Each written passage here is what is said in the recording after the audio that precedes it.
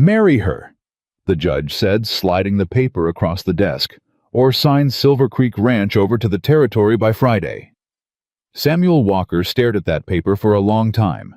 35 years old, calloused hands, a ranch he'd bled for. And now some law, some piece of language written by men who'd never once held a fence post in a Montana winter, was telling him he had to take a wife or lose everything. The woman they'd chosen was Margaret Ellis. The woman the whole town called Nobody's Choice. If you love stories about stubborn hearts and second chances, subscribe now and drop your city in the comments. I want to see how far this story travels. The morning Samuel Walker walked into Judge Calloway's office, he had not slept in 2 nights. He hadn't slept because a man named Doyle Harcourt had filed paperwork with the Territorial Land Office claiming that Silver Creek Ranch was operating in violation of the new Household Establishment Act, a law passed 6 months earlier by the territorial legislature in Helena that required unmarried landowners above a certain acreage to either establish a recognized family household or submit to a land review process that could, at the discretion of territorial officials, result in forced sale or reapportionment. Samuel had heard about the law when it passed. He hadn't worried about it. He'd assumed it was the kind of thing that applied to absentee owners, to speculators who held land they never touched. Not to men like him. Not to men who had sunk every year of their adult life into a single piece of ground. He had been wrong. "You own 612 acres, Judge Calloway said, spreading the papers across his desk without looking up. Under the Act, any unmarried male landowner holding 500 acres or more is required to establish proof of household. "I have household," Samuel said. "I have a bunkhouse with 14 men, a main house, A. The Act specifies a family household, Mr. Walker." Calloway finally looked at him. He was not an unkind man. That almost made it worse. "That means a wife or documented dependents. You have neither. That law is absurd. That law is the law." Samuel stood very still. Outside the window, he could hear the main street of Harlan Creek going about its business wagon wheels, grinding over packed dirt, someone shouting to someone across the way, the particular noise of a town that did not care about his problems. "Who filed the complaint?" he asked. Calloway paused just long enough to tell Samuel everything he needed to know. "Doyle Harcourt," Samuel said. It wasn't a question. "The complaint was filed through the proper channels. I'm not at liberty to—" "It was Harcourt." Samuel's jaw tightened. "He's been trying to get his hands on my east pasture for 3 years. My water access runs through there. Without it, the Harcourt spread loses half its summer grazing." "Mr. Walker, he's using a legislative technicality to steal my land. He is using the law," Calloway said quietly, "which is exactly why you need to respond within the law." He pushed the papers another inch forward. "You have 30 days. If you can produce a marriage certificate, a legitimate documented marriage to a woman of good standing in this territory, the complaint becomes void. The Act's provisions are satisfied. Your property rights are secured." Samuel looked at the papers. Then he looked at the judge. "And if I don't, then the land review process begins, and given Harcourt's influence with the Territorial Committee in Helena—" Calloway stopped himself. He folded his hands on the desk. "I would not like your chances, son." 30 days. Samuel walked out of that office feeling something he hadn't felt since he was 19 years old, and watching his father's farm get auctioned off on a Tuesday morning, while his mother stood in the yard and said nothing because there was nothing to say. He felt the ground moving under him. He felt the specific terror of a man who has built something and is about to watch it disappear. He stood on the boardwalk outside Calloway's office and thought about what kind of woman would agree to marry a stranger in 30 days for the purpose of saving his land. The answer was not the kind of woman he wanted, but the kind of woman he wanted was a luxury he couldn't afford right now. He went to see Harold Pruitt, who ran the general store and knew everything about everyone in Harlan Creek, because small-town general store owners always did. "I need a woman willing to marry quickly," Samuel said, keeping his voice low. "Legal marriage. I'll provide a house income fair treatment. I'm not looking for—" "I know what you're looking for," Harold said. He leaned on the counter and rubbed his chin. And I know who. Who? Margaret Ellis. Samuel had heard the name, not much attached to it. The woman out on the old Ellis farm father died a few years back. That's her. Harold kept his voice matter-of-fact, which Samuel appreciated. She's 34, never married, running that farm herself barely. The acreage is too small to sustain, the equipment is worn through, and she's been borrowing against it for 2 seasons. He paused. She's not going to last another winter out there alone. People say she's... Samuel searched for the word he'd heard. Difficult, Harold supplied. Serious. Too proud. Too plain. He shrugged. People say a lot about women who don't ask for their opinions. Is she decent? She's the most competent woman in this county, Harold said flatly. Which is probably why nobody's married her. Men out here want a woman who makes them feel useful. Margaret Ellis would make most men feel redundant. Samuel considered this. Set up a meeting, he said. Margaret Ellis did not want to meet Samuel Walker. She knew why he was coming. Word traveled fast in Harlan Creek. By the time Harold Pruitt sent his boy out to the Ellis farm, with a note she had already heard from 2 separate sources that Samuel Walker was in trouble with the land office and was looking for a wife in a hurry. She'd burned the first draft of her reply. Then she'd written a second one that said she would be available Thursday at 2 o'clock. She hated herself a little for that. She sat at the kitchen table after she'd sent the reply and asked herself an honest question, the kind she'd learned to ask herself after years of being honest when everyone around her preferred comfortable lies. Why are you agreeing to this? The farm was failing. She knew it. The numbers were not unclear. She had been a competent farmer and a meticulous bookkeeper her entire adult life, and she could read her own ledgers well enough to know that she was approximately 8 months away from losing her father's land. She had no brother to inherit, no uncle to step in, no husband to share the weight, and she was 34 years old in a world that had decided sometime around her 25th birthday that she had already missed her chance. She didn't believe that, but she also wasn't foolish enough to ignore arithmetic. When Samuel Walker arrived on Thursday, she was ready for him. She had not dressed up. That felt important. If this man was going to make a decision about her, she wanted him making it about who she actually was, not about what she looked like when she tried to be something other than herself. She heard his horse. She heard him knock. She opened the door and looked at him.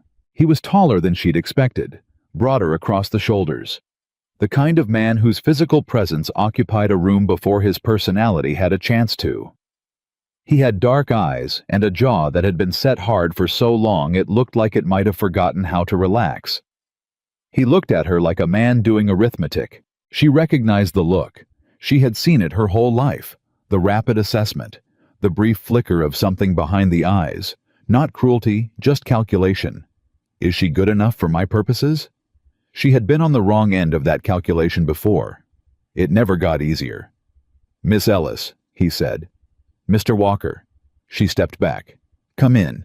He came inside and stood in her kitchen with his hat in his hands, and she watched him take in the room, the neat shelves, the organized supplies, the ledger books stacked beside the window, the small but carefully tended order of a woman who had been managing everything alone for years. I'll get straight to it, he said. Please do. I need a wife within 30 days, or I lose my ranch to a land technicality engineered by Doyle Harcourt. I'm told you're in a situation where a legal marriage with stable housing and income might be useful. Margaret felt something sharp move through her chest. Not offense exactly, just the particular ache of being reduced to a transaction by someone who hadn't even asked her name twice yet. Useful, she repeated. I didn't mean... No, you meant exactly what you said. She sat down at the kitchen table and looked at him steadily. And you're not wrong about my situation. I'm not going to pretend otherwise, but I want to be clear about something before this conversation goes any further. He waited. I will not become someone's wife just because they need a signature on a paper, she said. If that's what you're offering, a legal arrangement where I keep your house and you keep my name on a deed, then I'm not interested. I've survived this long without a man's charity. I can survive longer, Something shifted in his expression, just slightly, enough that she noticed. "What are you interested in?" he asked. She hadn't expected him to ask that. She'd expected him to argue, or to leave, or to make a smaller, more palatable version of the same offer, and wait for her to accept it the way women always accepted smaller, more palatable versions of things. She thought for a moment. "A real marriage," she said. "Not a performance of one. I'm not asking for romance. I'm not asking for love. I don't have any illusions about what this situation is. But if I'm going to build my life around your ranch and your name, I want to be treated as a partner, not a housekeeper, not a decoration, a partner." Samuel Walker looked at her for a long moment. "You're not what I expected," he said. "No," she agreed. "I rarely am." They were married on a Wednesday. The ceremony was brief. Judge Calloway presided. Harold Pruitt and his wife served as witnesses. There were no flowers, no guests invited, no celebration afterward. Margaret wore a blue dress she had made herself 3 years earlier for a church occasion that she no longer remembered clearly. It fit her the same as it always had. She had never been the kind of woman who changed size based on circumstances. Samuel wore his cleanest shirt and the jacket he kept for business meetings. When the judge told him he could kiss his bride, Samuel hesitated just long enough to make the moment awkward, then leaned forward and pressed his lips to Margaret's cheek. A gesture so careful and impersonal that it felt like a handshake with the wrong part of his face. Margaret did not react. She had not expected more. The drive to Silver Creek Ranch took 2 hours. Samuel drove the wagon. Margaret sat beside him with a trunk and 2 bags in the wagon bed. Everything she owned, which wasn't much, because the farm had taken more than it had given in recent years. They did not talk much on the drive. Samuel pointed out landmarks as they passed the river crossing the ridgeline that marked the eastern border of his property, the stands of timber he used for windbreak in winter. Margaret listened and asked practical questions. What was the water situation during dry summers? How many head was he running? Who managed the accounts? Samuel answered her questions with the slightly guarded precision of a man not accustomed to being questioned. When Silver Creek Ranch came into view, Margaret did not say anything for a moment. She looked at it. She saw what Samuel had built, the main house solid and well constructed, the barns, the outbuildings, the organized lay of a working spread that had been put together by someone who understood what they were doing. She also saw what he hadn't built. The house had no garden. The windows were bare.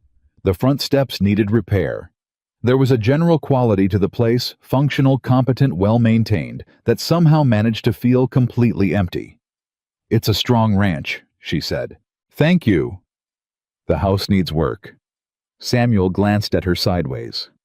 "I've been focused on the operation," he said. "I know," she said. "I can see that." She didn't say it as criticism. She said it as observation. But Samuel's jaw tightened anyway, and she filed that away as something to understand later. The first week was an education in 2 strangers trying not to get in each other's way. Samuel had given her the main bedroom and moved himself to a smaller room off the back of the house. He'd done it without being asked, which Margaret noted. He rose before dawn. He came in for meals when the ranch bell rang. He was polite. He was distant. He was a man who had organized his entire life around not needing anyone, and her presence in it was throwing off a system that had been built to function with exactly one person at its center. Margaret didn't push. She looked. She watched how the ranch ran. She watched how the men operated. She watched where the problems were hiding, and in every operation, no matter how well run, there were always problems hiding somewhere. On the 3rd day, she asked Samuel if she could look at the account books. He hesitated. "Why?" he asked. "Because I'd like to understand how the ranch operates financially," she said. "I was managing farm accounts for 6 years. I'm not going to judge what I find. I just want to understand." Another hesitation. Then he pointed to the desk in the corner of the main room where the ledgers were stacked. She spent 2 hours with those books. What she found was not disaster. Samuel Walker was not a man who made sloppy financial decisions. But he was a man who did everything himself, which meant that certain things had started slipping, not catastrophically, but in the way that small, consistent inefficiencies become large, consistent losses over years. She closed the books and made notes. She did not go to Samuel immediately. She waited until the evening meal, when he came in and sat at the table, and was briefly guardedly a man who had been working outside all day and was now in the same room as his wife, which was still a concept his face hadn't quite made peace with. "I have some thoughts about the supply purchasing," she said. He paused with his fork in the air. "The pattern I'm seeing in the accounts you're buying in smaller quantities more frequently, which means you're paying more per unit and spending more on transport. If you consolidated the orders, especially the grain and the salt, and the winter feed supplies, you'd save somewhere between 12 and 18% annually." Silence. "That's a significant number," she added in case he needed it underlined. "I know it's a significant number," Samuel said with an edge in his voice that she thought was about something other than supply purchasing. "Are you angry that I looked at the books? You asked me if you could." "Yes, but you didn't expect to find anything worth mentioning." He set down his fork. He looked at her, and for a moment the mask slipped just slightly, not into anger, but into something more complicated, something that looked like a man recalibrating. "What else did you find?" he asked. She told him. He listened. He didn't interrupt, which she hadn't expected. He didn't dismiss what she said, which she also hadn't expected. And when she was finished, he was quiet for a long moment, and then he said with the specific care of a man who does not give compliments easily, "Those are good observations." "Thank you," she said. "I'll think about it. That's all I'm asking." They went back to their meal, but something in the room had shifted, just slightly, enough that they both noticed.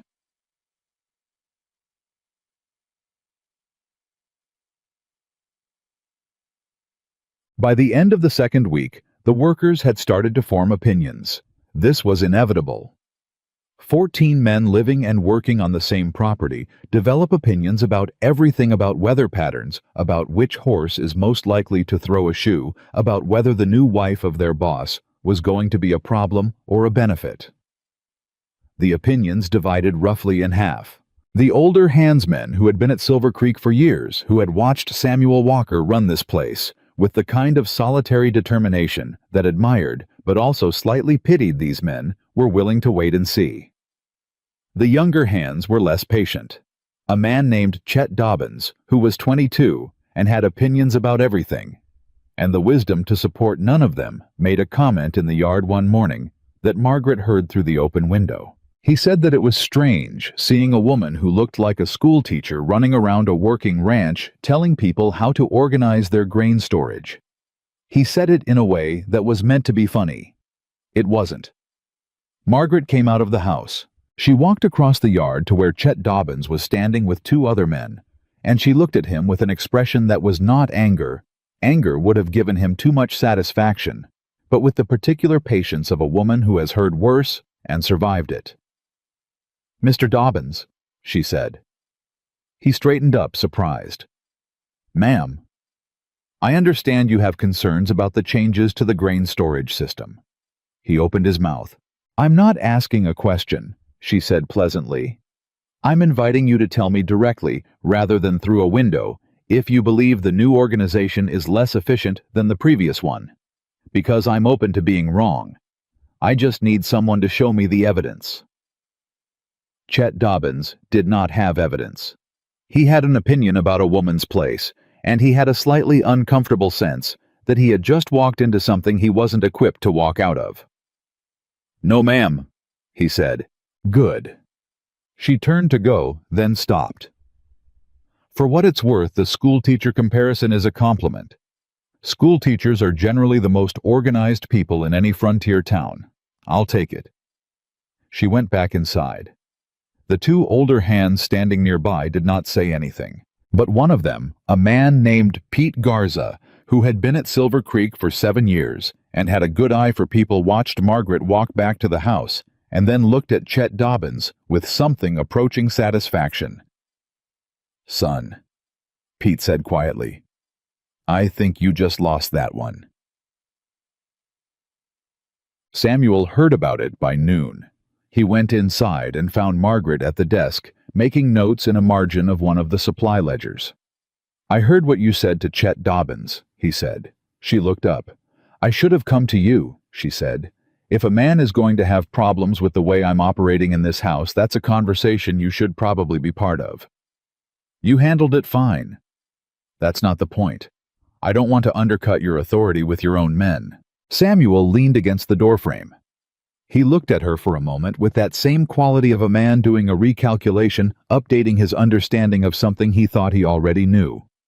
"You're worried about my authority," he said. "Yes. You're the one who just corrected a ranch hand's manners in my yard." "I didn't correct his manners," she said. "I corrected his approach. There's a difference. His manners are yours to deal with." Samuel made a sound that was not quite a laugh, but was related to one. "I'll talk to him," he said. "You don't have to do it on my account." "I know I don't have to." A beat. "I want to." He said it simply, without decoration, but Margaret heard it anyway. She heard it the way you hear a quiet thing in a loud life, clearly, precisely, and with the sudden awareness that it mattered more than you expected it to. She looked back at her ledger. "Thank you," she said. The end of the third week brought the first real conversation. Not the functional conversations about supplies and schedules and ranch operations. Not the polite exchanges across the dinner table. A real conversation, the kind that starts somewhere ordinary and then without warning goes somewhere neither person planned to go. It started because of a letter. Margaret had received it from a woman in town, a woman named Clara Heston, who had been her closest friend before life and circumstance had made regular friendship difficult. The letter was warm, ordinary, full of town news, and ended with a line that Margaret read 3 times. Clara had written, "Everyone here is dying to know if you're happy, Maggie. Are you?" Margaret was sitting on the front steps with the letter in her hand when Samuel came in from the evening check. He looked at her. He looked at the letter. He almost kept walking. Then he stopped. "Bad news?" he asked. "No," she said. "A friend asking a question I don't know how to answer." He sat down on the step beside her, not close, but beside her, which was itself unusual because Samuel Walker moved through spaces in a way that preserved distances. "What question?" She looked at him sideways. "Whether I'm happy." He was quiet. "Are you?" he asked. "I don't know yet," she said honestly. "I don't think happiness is something you find in 3 weeks. I think it's something you build, and I don't know yet what we're building here." Samuel turned the hat in his hands. She'd noticed he did that when he was thinking a slow rotation, almost unconscious. "I haven't been easy to live with," he said. "No," she agreed. "But you've been fair. That's not nothing." "It's not enough." She looked at him directly because Margaret Ellis had never learned the habit of looking away from difficult things. "What happened to make you this way?" He glanced at her sharply. "This way," he repeated. "Alone," she said. "On purpose. Like a man who decided a long time ago that other people were a problem to be managed, rather than a life to be shared." The silence stretched out. She half expected him to get up, to close down, to become again the wall of polite distance he had maintained since the day they met. Instead, he said, "My father loved my mother more than he could bear." He said it to the yard, to the darkness settling over the fence line. "When she died, I was 12, he fell apart. Completely. He couldn't run the farm. He couldn't make decisions. He couldn't function. Because he had built everything around her, and when she was gone, there was nothing left underneath." He paused. "We lost the farm 2 years later. Debt. Neglect." He just stopped. Margaret did not say she was sorry. She had learned that saying sorry about the past sometimes makes the person feel like their pain is being disposed of. She said, "And you decided you'd never let that happen to you. I decided I'd never let anyone become that necessary to me." "And did it work?" The hat rotated in his hands. "I have a ranch," he said. "That's not what I asked." Another silence. Longer. "No," Samuel Walker said finally. "It didn't work." Margaret looked at the darkness beyond the fence line and let that sit there between them, that quiet, devastating honesty. "I wasn't chosen," she said quietly in exchange. "Not once. My whole life I watched women get chosen for their faces, their sweetness, their willingness to make themselves smaller than they were. And I couldn't do any of those things. I tried a few times." A pause. "I was terrible at it." He made that almost laugh sound again. "And then I got so accustomed to being passed over that I started telling myself it was my choice," she said. "That I didn't want to be chosen. That I was perfectly fine." She folded the letter carefully. "But that's not the same as being fine." "No," he said. "It's not." They sat there in the cooling evening for a while longer. Two people who had each built elaborate systems for surviving without the things they actually needed. Sitting on a front step at the end of a day, in a marriage neither of them had chosen, and both of them for the first time in a very long time, not pretending. It was Margaret who found the gap in the fence line. She'd been walking the eastern pasture, a habit she'd developed in her second week, because she believed that a person managing a property needed to know its edges. And nobody had walked Silver Creek's edges with that specific intention in a long time. The gap was deliberate, not damage from weather, not ordinary wear. The posts had been cut cleanly on one side and wedged to look intact from a distance, but the section would give under pressure. It was in the section of fence that bordered the land Doyle Harcourt had been trying to acquire. Margaret crouched down and looked at the work. Someone had been careful. Someone who knew fences. She didn't run to tell Samuel. She walked the rest of the perimeter first. She found two more places. Same work, same deliberate care in making the damage look accidental. Then she went to find Samuel. He was in the far barn with Pete Garza going over a horse with a swollen foreleg. "Samuel?" she said. He looked up at her tone. She didn't use his name often. When she did, it meant something. "You need to come with me," she said. He came. She showed him the fence sections, all three. He crouched where she had crouched and looked at the same evidence with the eyes of a man who knew exactly what he was seeing, and then he stood up and looked at the horizon with an expression she hadn't seen on him before. Not anger. Anger was something he kept contained and organized. This was something older and darker, the look of a man who recognizes that the thing threatening him is more calculated than he'd given it credit for. "Harcourt," he said. "Someone working for him," she said. "This wasn't done by a man who owns half the county. This was done by someone paid to be careful. If cattle get through here and onto Harcourt land, he files a trespassing claim, combined with the land complaint already in process. He builds a case for the territorial committee." Samuel's voice had gone quiet. "Gets two bites at the same apple." "Yes." He turned and looked at her. Really looked at her the way he hadn't, she realized, since the first day in her kitchen. Like he was seeing something he hadn't allowed himself to look at directly before. "You walked the whole perimeter," he said. "Yes." "Why?" "Because I thought I should know what I was defending." She said it simply. "This is my home too, Samuel. I know it doesn't feel that way yet. I know we haven't—" She stopped. "But it's mine, and I'm not going to let someone take it." The look on his face was the most complicated thing she had seen him produce. He turned back to the fence. "We need to repair these tonight," he said. Quietly. "And I need to start thinking about what Harcourt's next move is." "I've been thinking about that," Margaret said. Of course she had. He looked at her again. That almost laugh was working at the corner of his mouth. "Tell me," he said. She told him. And Samuel Walker, the cowboy who had built his entire life around needing no one, stood in his eastern pasture in the fading light and listened to his wife, the woman nobody had chosen, outline a strategy that might save everything he had. He did not tell her that in that moment, something in his chest shifted in a way he was not yet ready to name. But it shifted, and the ranch that had always felt like his solitary achievement began for the first time to feel like something that belonged to two people. They repaired the fence that night. Samuel didn't call the full crew. He took Pete Garza and a man named Roy Slade, the two hands he trusted most, the two who had been with him long enough that their loyalty wasn't something he questioned.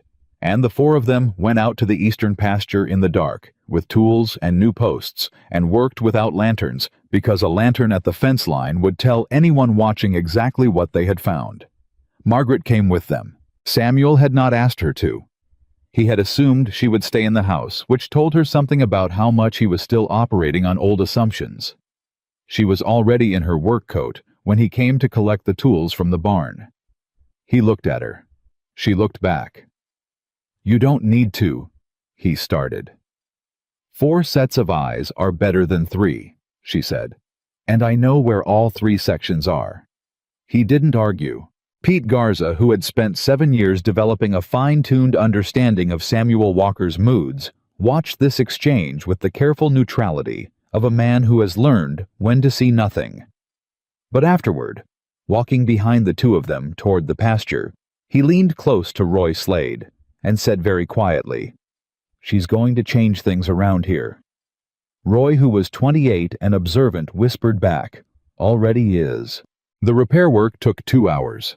Margaret held the posts while Samuel and the other men drove them and strung wire, and she did it without complaint, and without the kind of performative competence that would have felt like she was trying to prove something. She simply did what needed doing, because it needed doing. And somewhere around the second repair section, Samuel noticed that, and stopped noticing it at the same time, which was the specific moment when a person shifts from being observed to being relied upon. When they finished, they stood at the last section, and Samuel looked out at the dark pasture and said quietly, so only Margaret could hear, "Harcourt's going to try something else." "I know," she said. "The fence was just to test what I'd do, whether I'd notice, whether I'd react loudly." "You didn't react loudly." "No." He paused. "Because of you." She could hear something in that, the careful weight of a man giving credit who was not accustomed to giving it. She didn't make it larger than it was. She just said, "What do you think he does next?" "Goes after the water," Samuel said. "If he can't get me on the land complaint, and he can't manufacture a trespassing claim, he'll try to establish a competing claim on the creek access. The water rights in this territory are still being litigated all over. A man with Harcourt's money and connections could create a legal fight that would cost me more to defend than the land is worth. Unless you have documentation that predates his interest in the property." Samuel looked at her in the dark. "Original deed filings," she said. "Land survey records, water usage documentation going back to when you first settled the creek. If you can establish prior continuous use, it becomes significantly harder for him to manufacture a competing claim. Those records are in the house." "I know. I've seen them. They're not organized." Another silence. "How long would it take you to organize them?" he asked. 3 days, she said. "Maybe 2. He turned and looked at the dark line of fence they'd just repaired, and then he looked back at her, and in the particular darkness of a Montana night with no lantern, she couldn't see his expression clearly, but she heard his voice, level, deliberate, and carrying something underneath it that was not quite gratitude, but was close. "Margaret," he said, "thank you."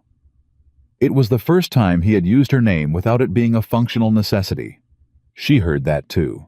"Don't thank me yet," she said. "Organize the records first, then thank me." They walked back to the ranch in the dark, and for the first time since she had arrived, the distance between them felt like something that was closing, rather than something that was fixed. The records were worse than she'd said. She'd told Samuel 3 days to be conservative. But what she found when she spread everything across the main room table the following morning was closer to organized chaos papers from the original land filing, mixed with correspondence from 3 years ago. Mixed with survey notes written in a hand, she could barely read all of it. Kept in a system that made sense only to someone who had never needed anyone else to find anything in it, which told her something about Samuel. He had never expected anyone else to need to find anything. He had built his entire operation on the premise that he was the only one who would ever need access to it. She didn't say this to him, she just started sorting. She made 3 piles. Primary documentation, anything with an official date and signature that established prior claim. Supporting evidence correspondence purchase receipts, anything that corroborated the primary record. Irrelevant or duplicate everything that didn't fit the first 2 categories. By noon, the irrelevant pile was the largest. Samuel came in for the midday meal and stopped in the doorway, looking at the map she had spread across the table with notation marks at the creek access points. "You put markers on the survey map," he said. "Each mark corresponds to a document in that stack." She pointed without looking up. "If anyone challenges your water rights, you can walk them through the timeline. When you first drew from the creek, how often what for all of it supported by dated documentation going back to your original claim." He sat down across from her. He didn't reach for the food she'd set out. He was looking at the map. "My father," he said, "never kept records like this." She glanced up. "He kept records in his head," Samuel said. "He always said paper was for men who didn't trust themselves to remember." A pause. "Then he died, and nobody knew where anything was." Margaret set down her pen. "Is that when you lost the farm after he died?" "He didn't die. He gave up." Samuel said it without heat. The flat, settled statement of a man who has had years to arrive at a description he can say without breaking. "After my mother went, he just stopped caring whether anything survived. The farm, the animals, us." He looked at the map. "I was 15 when we walked off that land. 17 when I started working for wages. 22 when I filed my first land claim in this territory." "You built Silver Creek from scratch." "From nothing," he corrected. "Which is different. Scratch implies you have something to start with." Margaret looked at him.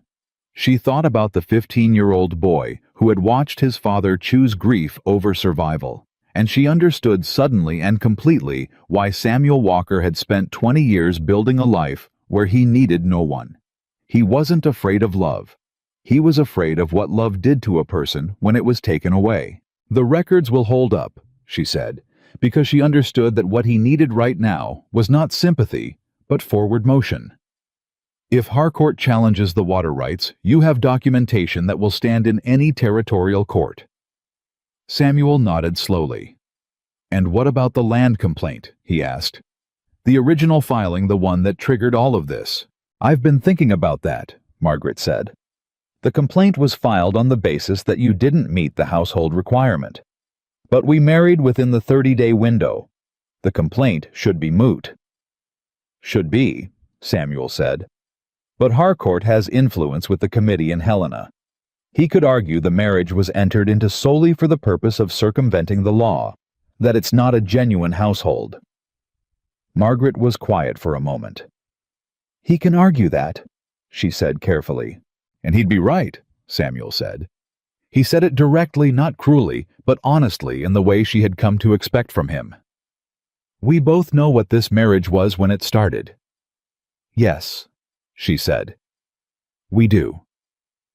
A silence stretched between them that was different from the silences of the first 2 weeks. Those had been empty. This one had weight in it. "Is that still what it is?" she asked. Samuel looked at her across the map and the records and the organized evidence of a life he had built alone. He didn't answer immediately, and the fact that he didn't answer immediately, that was its own kind of answer. "I don't know," he said finally. Margaret picked up her pen. "Then we have time to find out," she said, and went back to work. Clara Heston came to visit on a Thursday. Margaret hadn't expected it. Clara's letter had mentioned possibly coming out, but Clara mentioned a great many things in letters and followed through on approximately half of them, so Margaret had learned not to hold her to promises made on paper. But Clara arrived with a pie and a directness that Margaret had always loved about her, and the two women sat in the kitchen while Samuel was out on the range and talked the way they hadn't been able to talk in almost 2 years. Clara was 40, practical-faced, kind-eyed, and constitutionally incapable of not asking the things she wanted to know. "Well," she said, looking around the kitchen at the organized shelves, the garden herbs drying in the window, the ledger books Margaret had been supplementing with her own notation system. "You've been busy." "The ranch needed organization," Margaret said. "The ranch or the man?" Margaret poured the coffee and didn't answer directly, which was its own kind of answer. "People in town are talking," Clara said. "They say you've changed the whole way the place runs. I've made some suggestions. They say Samuel Walker actually listens to them." "He's a practical man," Margaret said. "He listens to things that make practical sense." Clara looked at her the way old friends look at you when they know you're being careful about something. "Maggie," she said, "are you happy?" It was the same question from the letter. Sitting across the table, it was harder to deflect. Margaret wrapped both hands around her cup and thought about it honestly, which was the only way she knew how to think about anything. "I'm not unhappy," she said, "which is further than I expected to get in 4 weeks." "That's not the same thing." "No, it's not." She paused. "He's not what I thought he was. That first day, I thought I was looking at a man who needed a woman the way a business needs a service, something functional, replaceable, easy to dismiss." She shook her head slightly. "He's not that." "What is he?" "He's a man who has been alone so long he's forgotten he doesn't prefer it," she said. "He just thinks he does, because preferring it is easier than admitting he's been lonely." Clara was quiet for a moment. "And you?" she asked gently. "What have you been?" Margaret looked at her. "The same," she said. Clara reached across and covered Margaret's hand with hers briefly, and then picked up her coffee the way practical women do when they've said what needed saying. "Then you might be good for each other," Clara said. "We might be," Margaret agreed. "If we don't get in each other's way." The kitchen was quiet for a moment, warm with coffee and the smell of the drying herbs. Then Clara said, "Word in town is that Harcourt is not letting the land complaint go." Margaret set down her cup. "What are you hearing?" "That he's been talking to men in Helena, 2 members of the Territorial Land Committee. People are saying he's going to push for a hearing, argue the marriage was manufactured to circumvent the law, and request an independent assessment of the ranch's compliance." "On what grounds?" "On the grounds that nobody in Harlan Creek believes Samuel Walker married willingly," Clara said in the careful voice of a friend delivering something that hurts. "And Maggie, they're not wrong about that, are they? The timing is." "The timing is what it is," Margaret said steadily. "But the marriage is legal and documented. A committee in Helena can't dissolve a legal marriage." "No. But they can mandate an investigation into whether the household is genuine. They can send someone to assess. And if that someone is in Harcourt's pocket, then they'll find what Harcourt tells them to find." "Yes." Margaret stood up. She went to the window. She stood there for a moment, doing what she always did when the thing in front of her was serious. She organized it in her mind, turned it, looked at its pieces. "When?" she asked. Clara heard possibly within the month. "Then we have time." "To do what?" Margaret turned from the window. Her voice was quiet, but the thing underneath it was not quiet at all. "To make sure that when someone comes to assess this household," she said, "there is no question in any reasonable person's mind that it is exactly what it's supposed to be." Clara looked at her for a moment. Then she said, "You're not just doing this for the ranch, are you?" Margaret picked up her coffee. "Ask me that again in another month," she said. Chapter 12. She didn't tell Samuel that night. She told him the next morning at breakfast directly and without preamble, because Margaret Ellis did not believe in managing people's emotions by withholding information from them. She told him what Clara had said. All of it. Samuel listened without interrupting. His face didn't change through most of it, that practiced stillness of a man who has trained himself not to react until he's finished processing. But when she got to the part about the committee investigation and the assessment, something moved behind his eyes. "They'll send someone to determine if the marriage is genuine," he said. "Yes, and their conclusion will depend on what they observe, and what they're told by anyone they speak to in town," she said, "which is the harder problem, because what people in town believe about this marriage is the truth," Samuel said. "What they believe is the truth." She met his eyes. "It was the truth," she said. "4 weeks ago." He looked at her steadily. "And now I'm asking what we do about it." Samuel set down his coffee and was quiet for a moment. When he spoke, he did it the way he always did when something mattered, carefully, without decoration. "I'm not going to perform a marriage for a territorial inspector," he said. "I'm not going to pretend in front of strangers." He paused. "But I'm also not going to let Harcourt take this ranch because I'm too stubborn to change." "What does that mean?"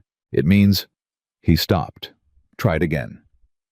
"It means I think maybe what we have here is more than what it started as. And I don't think I've been honest about that. Not with you. Not with myself." Margaret looked at him across the table, this careful, contained, deeply defended man, who had just said, in his particular way, something that was not small at all. "I'm not asking you to perform anything," she said slowly. "I'm asking you to be honest about what's actually happening between us. I don't know exactly what's happening between us." "Neither do I," she said. "But I know it's something." The silence that followed was the most honest silence they had shared. "Then we work with what we have," Samuel said finally. "Yes," Margaret said. "We do." Done. What they had turned out to be more than either of them had been willing to calculate. Over the following week, something shifted in the daily rhythm of Silver Creek Ranch that was less dramatic than a declaration and more durable than the quiet, accumulating evidence of two people who had stopped pretending they were strangers. Samuel began consulting her before making decisions. Not the big operational decisions, those were still his domain, and she hadn't wanted to crowd that space. But he started bringing her the smaller things. The question of whether to hire an additional hand before spring. The problem with the water trough in the north pasture. A letter from a neighboring rancher about a potential cattle deal that he read aloud to her over dinner and then looked up at her and said, "What do you think?" And she told him, and he listened. And occasionally he pushed back because he was not a man who accepted an argument. Just because someone made it, he needed to be convinced, and she respected that because she was not a woman who expected to be agreed with just because she had spoken. Their arguments were good arguments. Fast, specific, occasionally heated, always functional. Pete Garza watched them disagree one afternoon about the timing of the spring cattle drive. Samuel wanted to move earlier. Margaret had concerns about the pasture condition after the unusually wet winter, and afterward told Roy Slade that it was the most productive argument he'd seen happen on this ranch since the time Samuel had argued with himself in the barn for 40 minutes about whether to buy a second breeding bull. "She holds her ground," Pete said. "He lets her," Roy noted. "That's the thing," Pete said. "He doesn't just let her, he expects her to." And that was the shift that none of them could have predicted at the beginning. Not just that Margaret held her ground, but that Samuel had started to expect it, had started to need it, had started to reach for her opinion the way you reach for something that has become necessary without your full conscious permission. He noticed it one evening when she was out at the neighbor's helping a woman named Ada Briggs, who had sent word that she was struggling with a difficult labor. Margaret had farming knowledge and some medical training and had gone without hesitation. And Samuel had found himself in the main house that night, unable to eat the supper. He'd made himself unable to sit still, checking the road every 20 minutes with the specific restlessness of a man who is trying to convince himself he's not waiting for someone. She came back near midnight. He was still up. She came through the door and stopped when she saw him awake at the table. "The Briggs baby came fine," she said, reading his expression. "Both mother and child are healthy." "Good," he said. He didn't move. "I wasn't worried." She looked at him. "Samuel," she said, not unkindly. "I was a little worried," he said. She took off her coat and hung it by the door, and came and sat across from him at the table, and she was tired. He could see it in the way she carried herself, but she was the kind of tired that comes from having done something meaningful, and it suited her. "You were up for hours," she said. "I'm usually up late." "Not like this." He looked at the table, then up at her. "I don't like not knowing where you are," he said. It came out simpler than he'd intended, more exposed. Margaret looked at him with those steady gray eyes and did not make it easy for him, or hard for him. She just received it honestly, the way she received most things. "I'll leave word next time," she said. "Thank you." She stood to go to bed. Then she paused. "Samuel," she said. He looked up. "I don't like not knowing where you are either," she said quietly. "When you ride out to the far pasture alone, and it gets dark before you're back, I notice." She went to bed. Samuel sat at the table for a long time after that, in the particular stillness of a man reckoning with the fact that something he hadn't planned for had already arrived. While it was Chet Dobbins who nearly undid everything, not on purpose. Chet Dobbins was not sophisticated enough to be malicious. He was just young and careless with words, and the combination did damage the way it always did, without aim and without apology. He had been in town on a Saturday afternoon. He had been in the saloon, which meant that his judgment, never exceptional, was operating at reduced capacity. And he had been within earshot of two men who worked for Doyle Harcourt, which was the specific combination of factors that produced what happened next. What happened next was that Chet Dobbins told Harcourt's men, in the course of a rambling, drink-loosened conversation about ranch life, that it was obvious to anyone on the Silver Creek crew that the Walker marriage was a business arrangement, that the husband and wife barely talked most days, and that anybody who thought Samuel Walker had married that Ellis woman for anything other than keeping his land was fooling themselves. He said it without thinking. He said it to the wrong people, and by Monday morning, it was in a letter on its way to Helena. Samuel found out on Wednesday. He found out because Pete Garza overheard two men talking about it at the feed store and came directly home and told Samuel, who went very still, in the way that meant he was angry in a specific and considered way rather than a general way. He called Chet Dobbins to the barn. Margaret did not follow them. She knew this was Samuel's to handle, and she had learned in the weeks she'd been at Silver Creek exactly where the line was between things that belonged to her and things that belonged to him. She waited. She heard the conversation through the barn wall, not the words, just the tones. Samuel's voice low and even, which was how he sounded when he was seriously angry. Chet's voice starting defensive and getting smaller. It lasted 10 minutes. Chet came out of the barn looking like a man who has been shown clearly, and without exaggeration, the full weight of what he had done and is now carrying it. He didn't look at the house. Samuel came out a few minutes later. He came inside. Margaret was at the desk. She turned when he came in. "How bad is it?" she asked. "Bad enough," he said. "The letter's already sent. Harcourt will use it to push for the investigation." He sat down across from her. "Chet is going to write a correction, a statement confirming that what he said was taken out of context. Will anyone believe a correction from a ranch hand who was drinking at the time? Probably not." He looked at her. "But I'm going to do something else." "What?" "I'm going to go to Helena myself," he said. "Before they send an investigator here. I'm going to go to the Territorial Land Committee, and I'm going to stand in front of them and tell them the truth." Margaret went still. "The truth?" she repeated carefully. "That this marriage started as a legal arrangement," he said, "and that it has become something else. And that I will not have Doyle Harcourt use a young fool's saloon talk to take my ranch and destroy my wife's reputation in the same move." She looked at him for a long moment. "If you go to Helena and say that," she said, "you're declaring publicly that this is a real marriage." "Yes." "And you're willing to do that?" He looked at her with an expression she had not seen on him before, the expression of a man who has made a decision that is not entirely tactical, not entirely defensive, but something more personal than either of those things, and who has made it without regret. "You found the fence," he said. You organized the records. You kept me from making decisions in anger that would have made everything worse." He paused.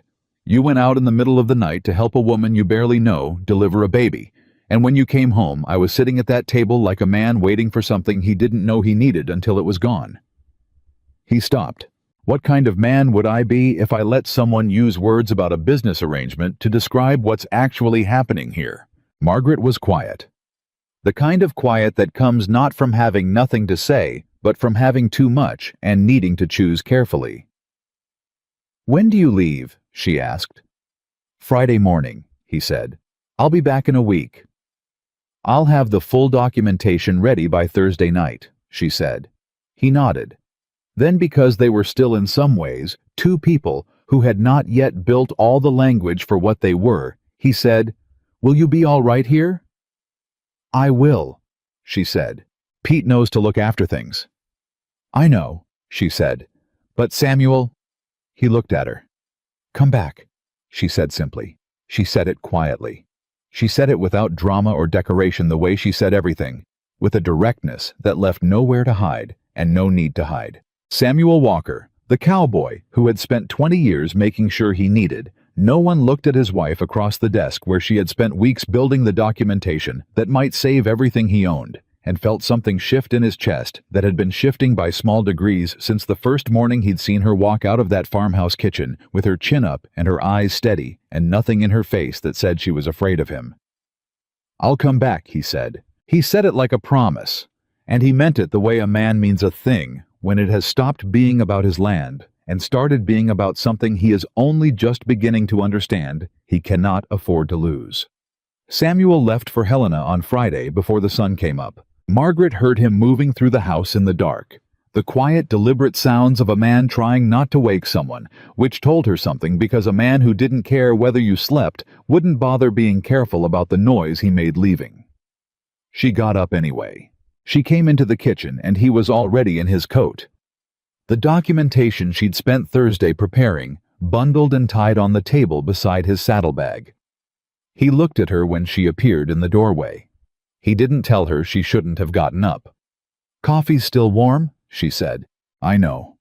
He picked up the bundle and checked the tie on it. Not because he doubted her work, she understood, but because it was his habit to verify things himself before he carried them. She didn't take it personally. "I was going to let you sleep." "I know," she said. She poured him a cup. He drank it standing the way he did everything, on his feet, facing forward like a man who believes sitting down gives problems time to catch up to him. "The water rights documentation is in the front section," she said. "The marriage certificate and household records are behind it.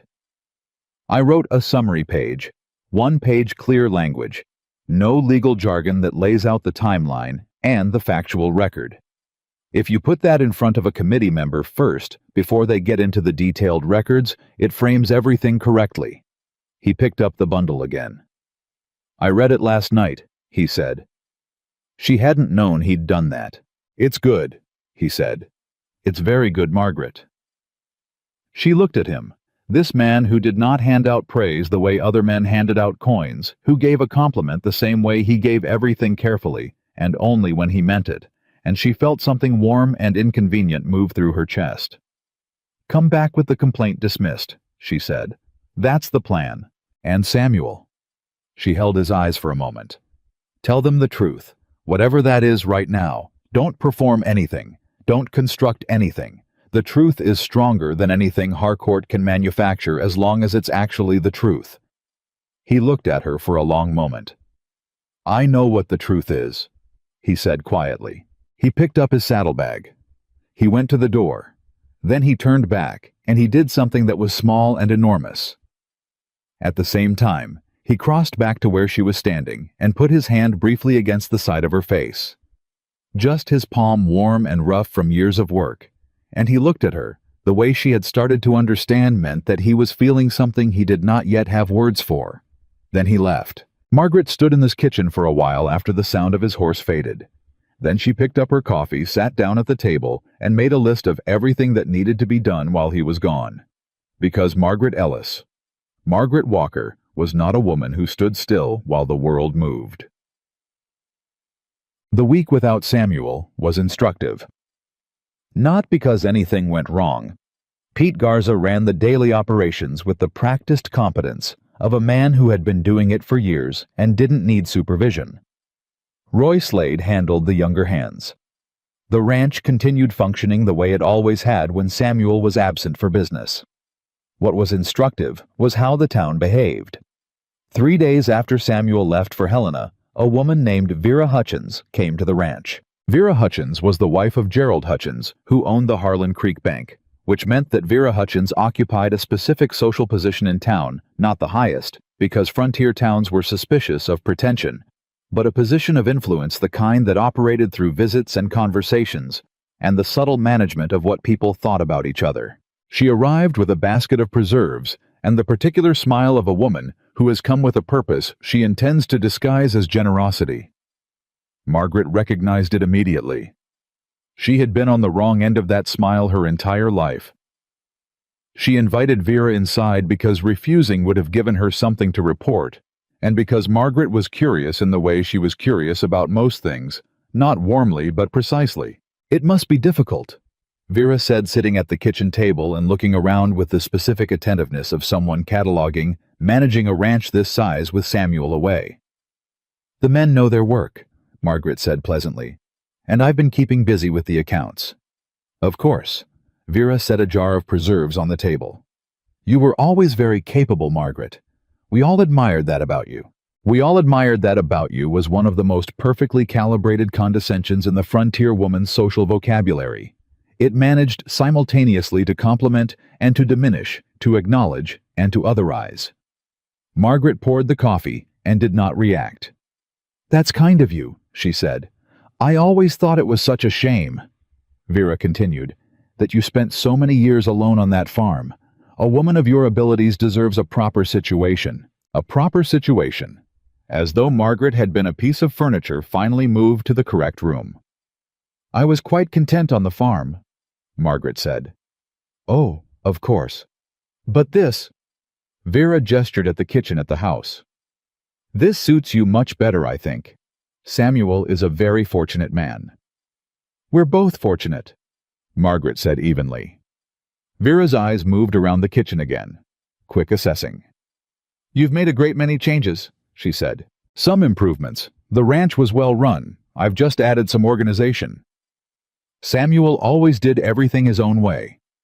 Vera paused, and the pause had something in it. "I do hope he appreciates how much you've contributed."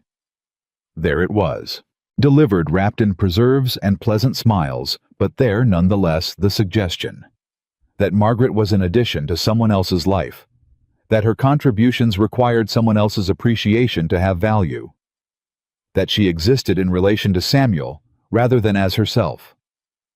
Margaret set down her cup. She looked at Vera Hutchins with the direct, clear-eyed patience that had unnerved Chet Dobbins and had earned her the respect of Pete Garza and had made Samuel Walker turn back from the door that morning to put his hand against her face. "Vera," she said pleasantly, "I think we both know this visit isn't entirely about the preserves." Vera blinked. "I don't know what you—" "People in town are uncertain about this marriage," Margaret said, not unkindly, not defensively, simply factually.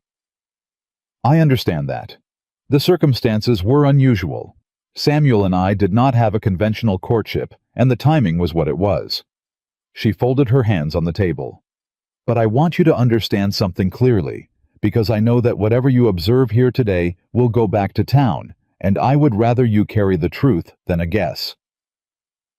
Vera was very still. "This marriage," Margaret said, "is real. Not because it began with love, it didn't, but because two honest people have been building something together, and the building is real, and the respect is real, and what is growing between us is real. And I will not have it described as anything else." The kitchen was quiet. Vera picked up her coffee cup. Her expression had gone through several calculations and landed somewhere between discomfited and impressed. "You're very direct," she said. "I've always found it saves time," Margaret said. Vera stayed another half hour.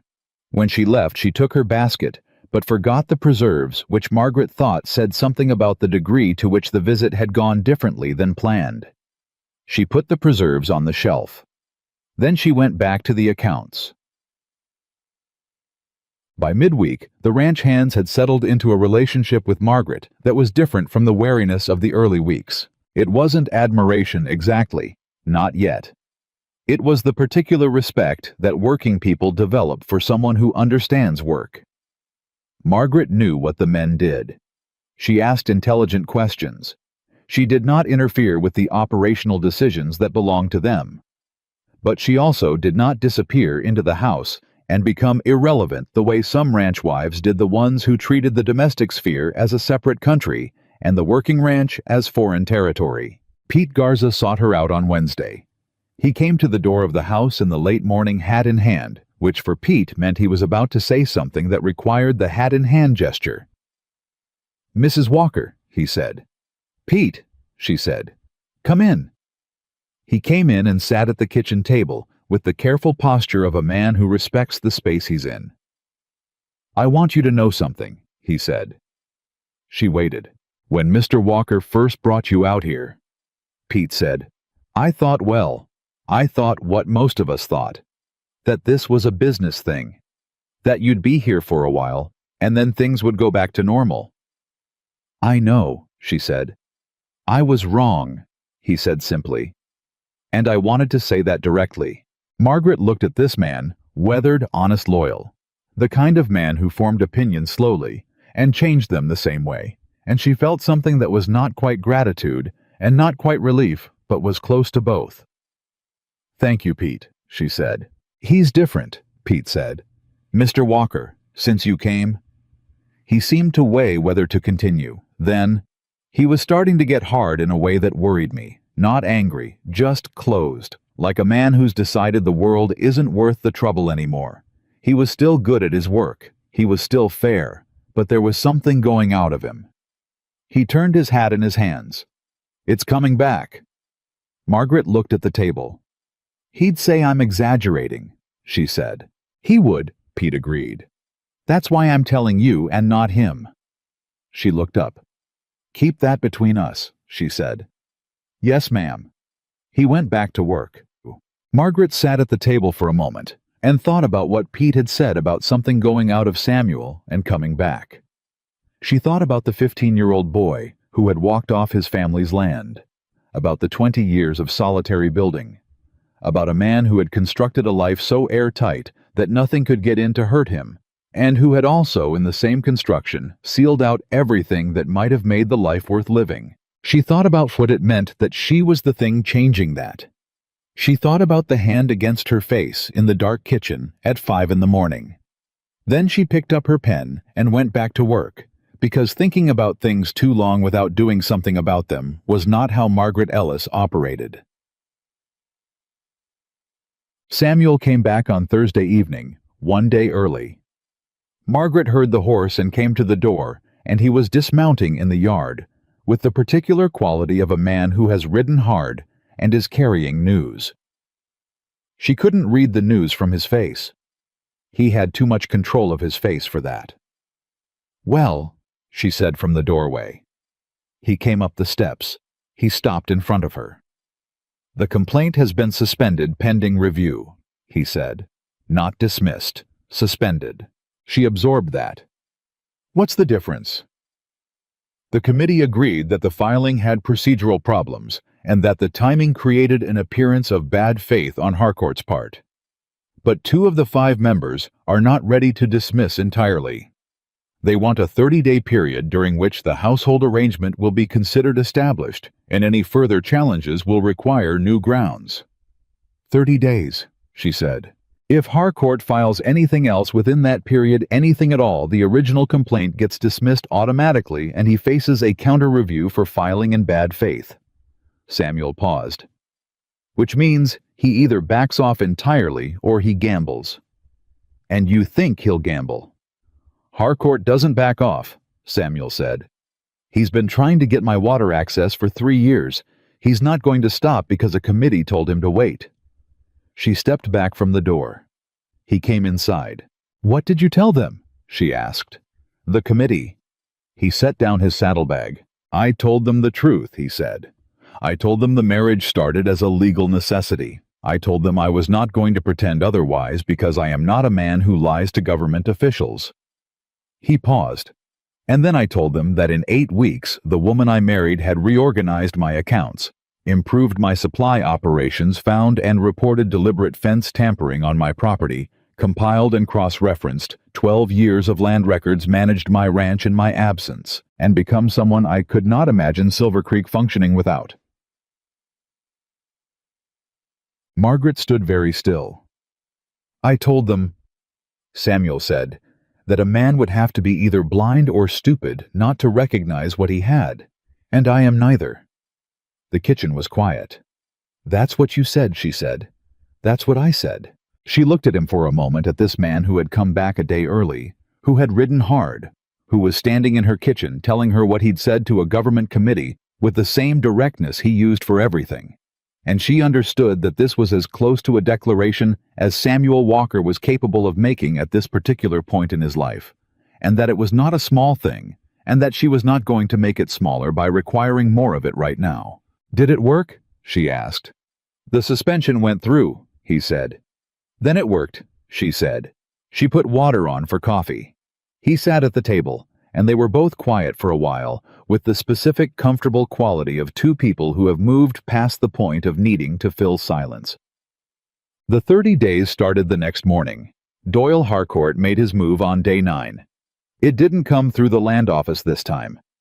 It came through a man named Grady Sutton, who arrived at Silver Creek Ranch on a Tuesday afternoon and introduced himself as a land assessor from the territorial office in Helena, sent to conduct an independent household assessment as requested by a concerned party. Margaret opened the door. She took one look at the man, his clothes, his manner, the way he'd arrived without advance notice, which was not standard procedure for official assessors who were following protocol. And she made a decision in approximately 3 seconds. Mr. Sutton, she said warmly, we've been expecting an assessment. Please come in. This surprised him. People being surprised to see him was part of how he operated. People being warm and prepared for him was not. She brought him inside. She offered coffee. She sat across from him at the kitchen table with the household records in a neat stack at her elbow and said, "What would you like to see first?" He looked at the stack of records. "I'd like to speak with Mr. Walker," he said. "Of course. Pete." She raised her voice slightly toward the open back door, where Pete Garza was within earshot, because she had made sure of that when she heard the horse coming. "Can you get Samuel from the north barn?" Samuel arrived within 4 minutes. He came into the kitchen and looked at Grady Sutton without warmth and without hostility, just the level assessment of a man who has been informed of a situation and is dealing with it. "Mr. Sutton," he said. "Mr. Walker." Sutton straightened. "I'm here to conduct a standard household assessment on behalf of Doyle Harcourt," Samuel said. "A beat." "On behalf of the Territorial Land Office," Sutton corrected. "My wife mentioned you'd arrived unannounced," Samuel said. "Standard assessments require 48 hours notice under territorial procedures. You'll find that in Section 4 of the Household Establishment Act." He sat down at the table beside Margaret. "But you're welcome to conduct your assessment. We have nothing to hide." Sutton looked between them. He had expected disorder, tension, signs of a fractured or performed arrangement. What he found was two people sitting at the same table with matching composure, one of whom had just cited the procedural code that technically invalidated his visit. He looked at the records Margaret had set out. "May I?" he said. "Please," she said. He went through the records. Marriage certificate, household documentation, land records, water rights, correspondence. The supply organization system she had implemented, which was documented in her own neat hand with dates and results. He asked questions. Margaret and Samuel answered them, not in the coordinated way of people who have rehearsed answers, but in the natural, occasionally overlapping way of people who share the same information because they share the same life. When Sutton asked how they had met, Samuel said, "Through Harold Pruitt. She was recommended as someone who could manage a frontier household." "And was that your impression of her when you met?" Sutton asked. Samuel looked at Margaret. The look lasted just a moment longer than the functional answer required. "My impression," he said, "was that she was the most direct and competent woman I had ever met, and that I was probably getting the better end of the arrangement." Sutton wrote something in his notebook. He asked Margaret why she had agreed to the marriage. "My farm was failing," she said honestly. "I needed a viable situation. Samuel offered one." She paused. "What I didn't expect was to find that the man I married was worth knowing." Sutton looked up from his notebook. "Worth knowing," he repeated. "Yes," she said simply. "He's a good man. He's fair and he's honest and he works harder than anyone I've met. I didn't know that when I agreed to marry him. I know it now." Sutton closed his notebook. He looked between them one more time at the records, at the kitchen, at the organized shelves, and the garden visible through the back window, and the easy, unperformed posture of two people sitting at their own table. "I'll submit my report to the committee," he said. "Of course," Samuel said.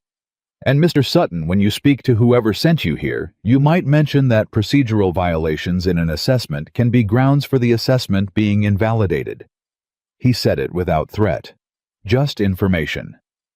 Section 7 of the Act. Sutton left without finishing his coffee. Margaret waited until the sound of his horse was gone. Then she looked at Samuel.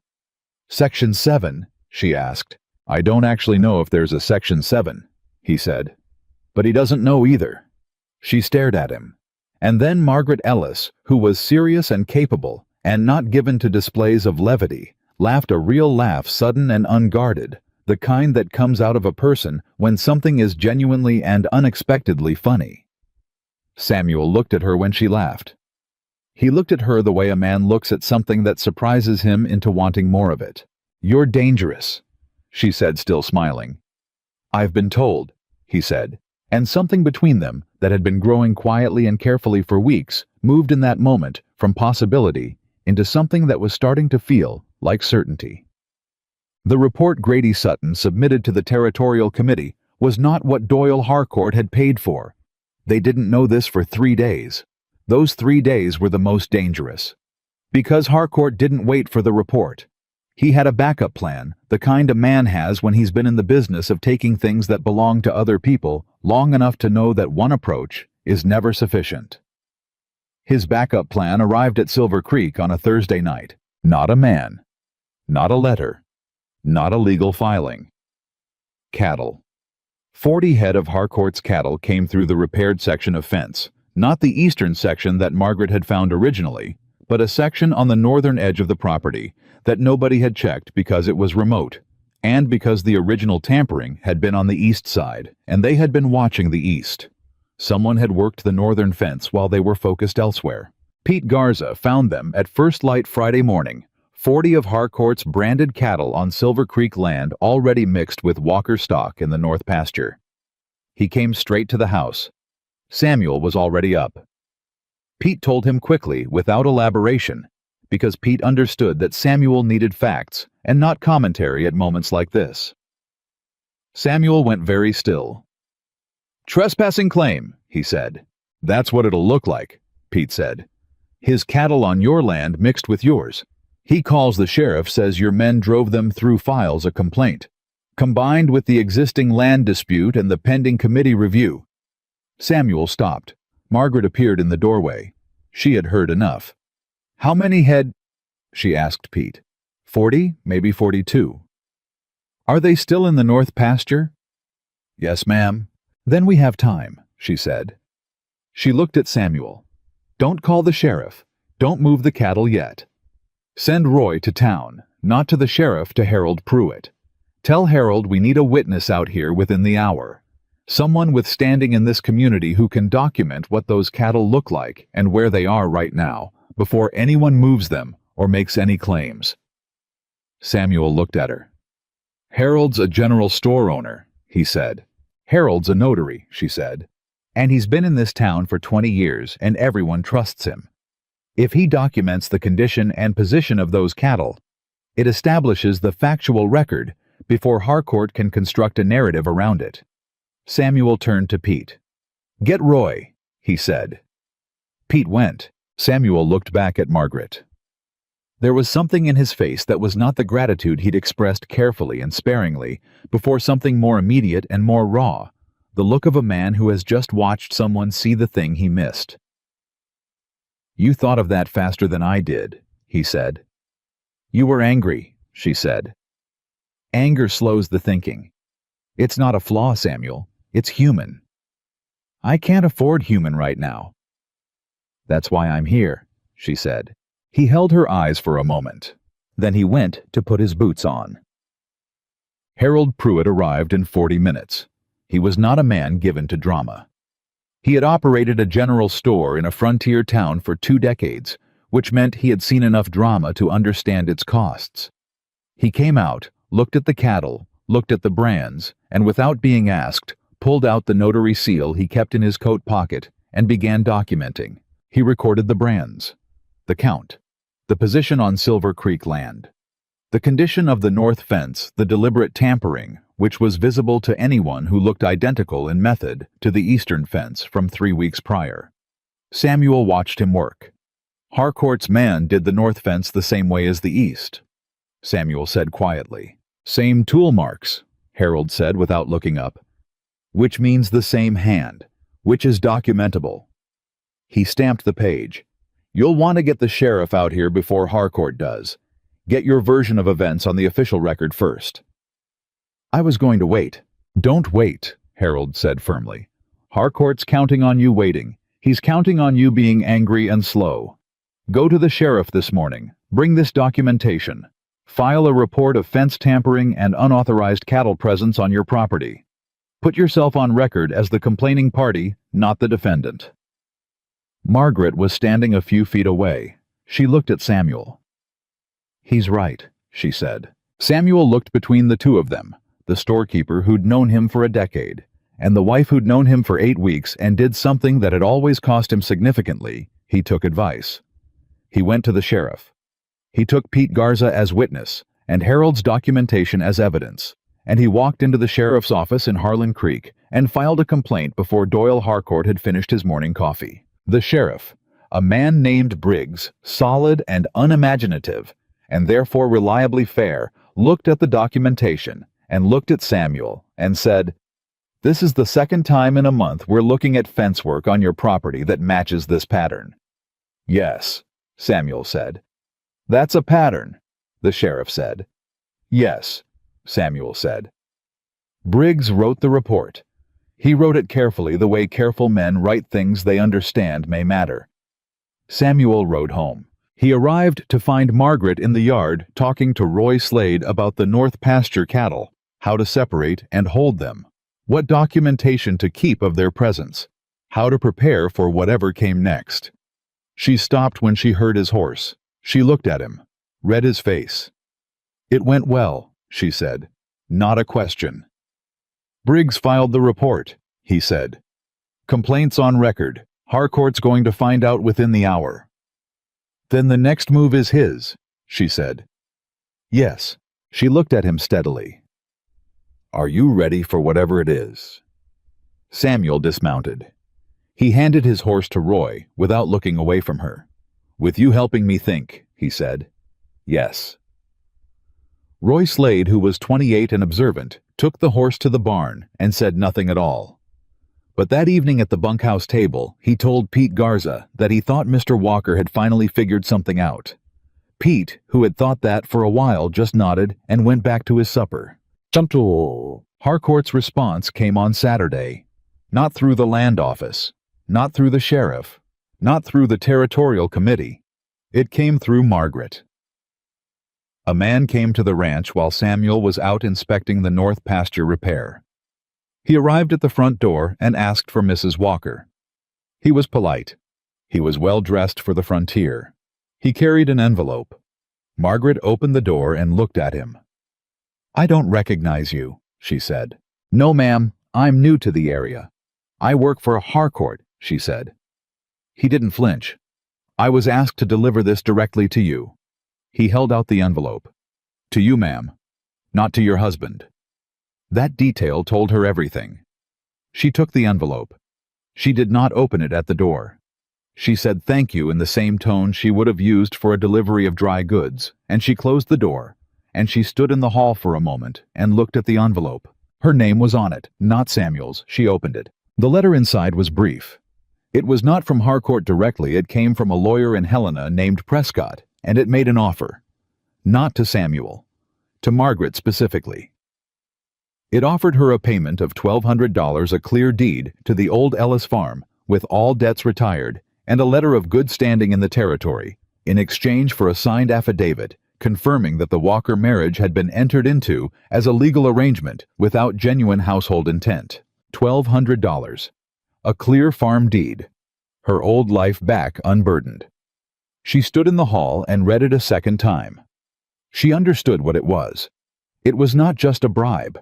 It was Harcourt's understanding of her, his assessment that she was a woman who had married for security and could therefore be purchased away from that security for a better offer. It was a document that said, I know what you are, and I know your price. She folded the letter. She put it in her pocket. She went to the window and waited for Samuel to come in from the north pasture. When he came in, she was sitting at the table. She put the letter in front of him.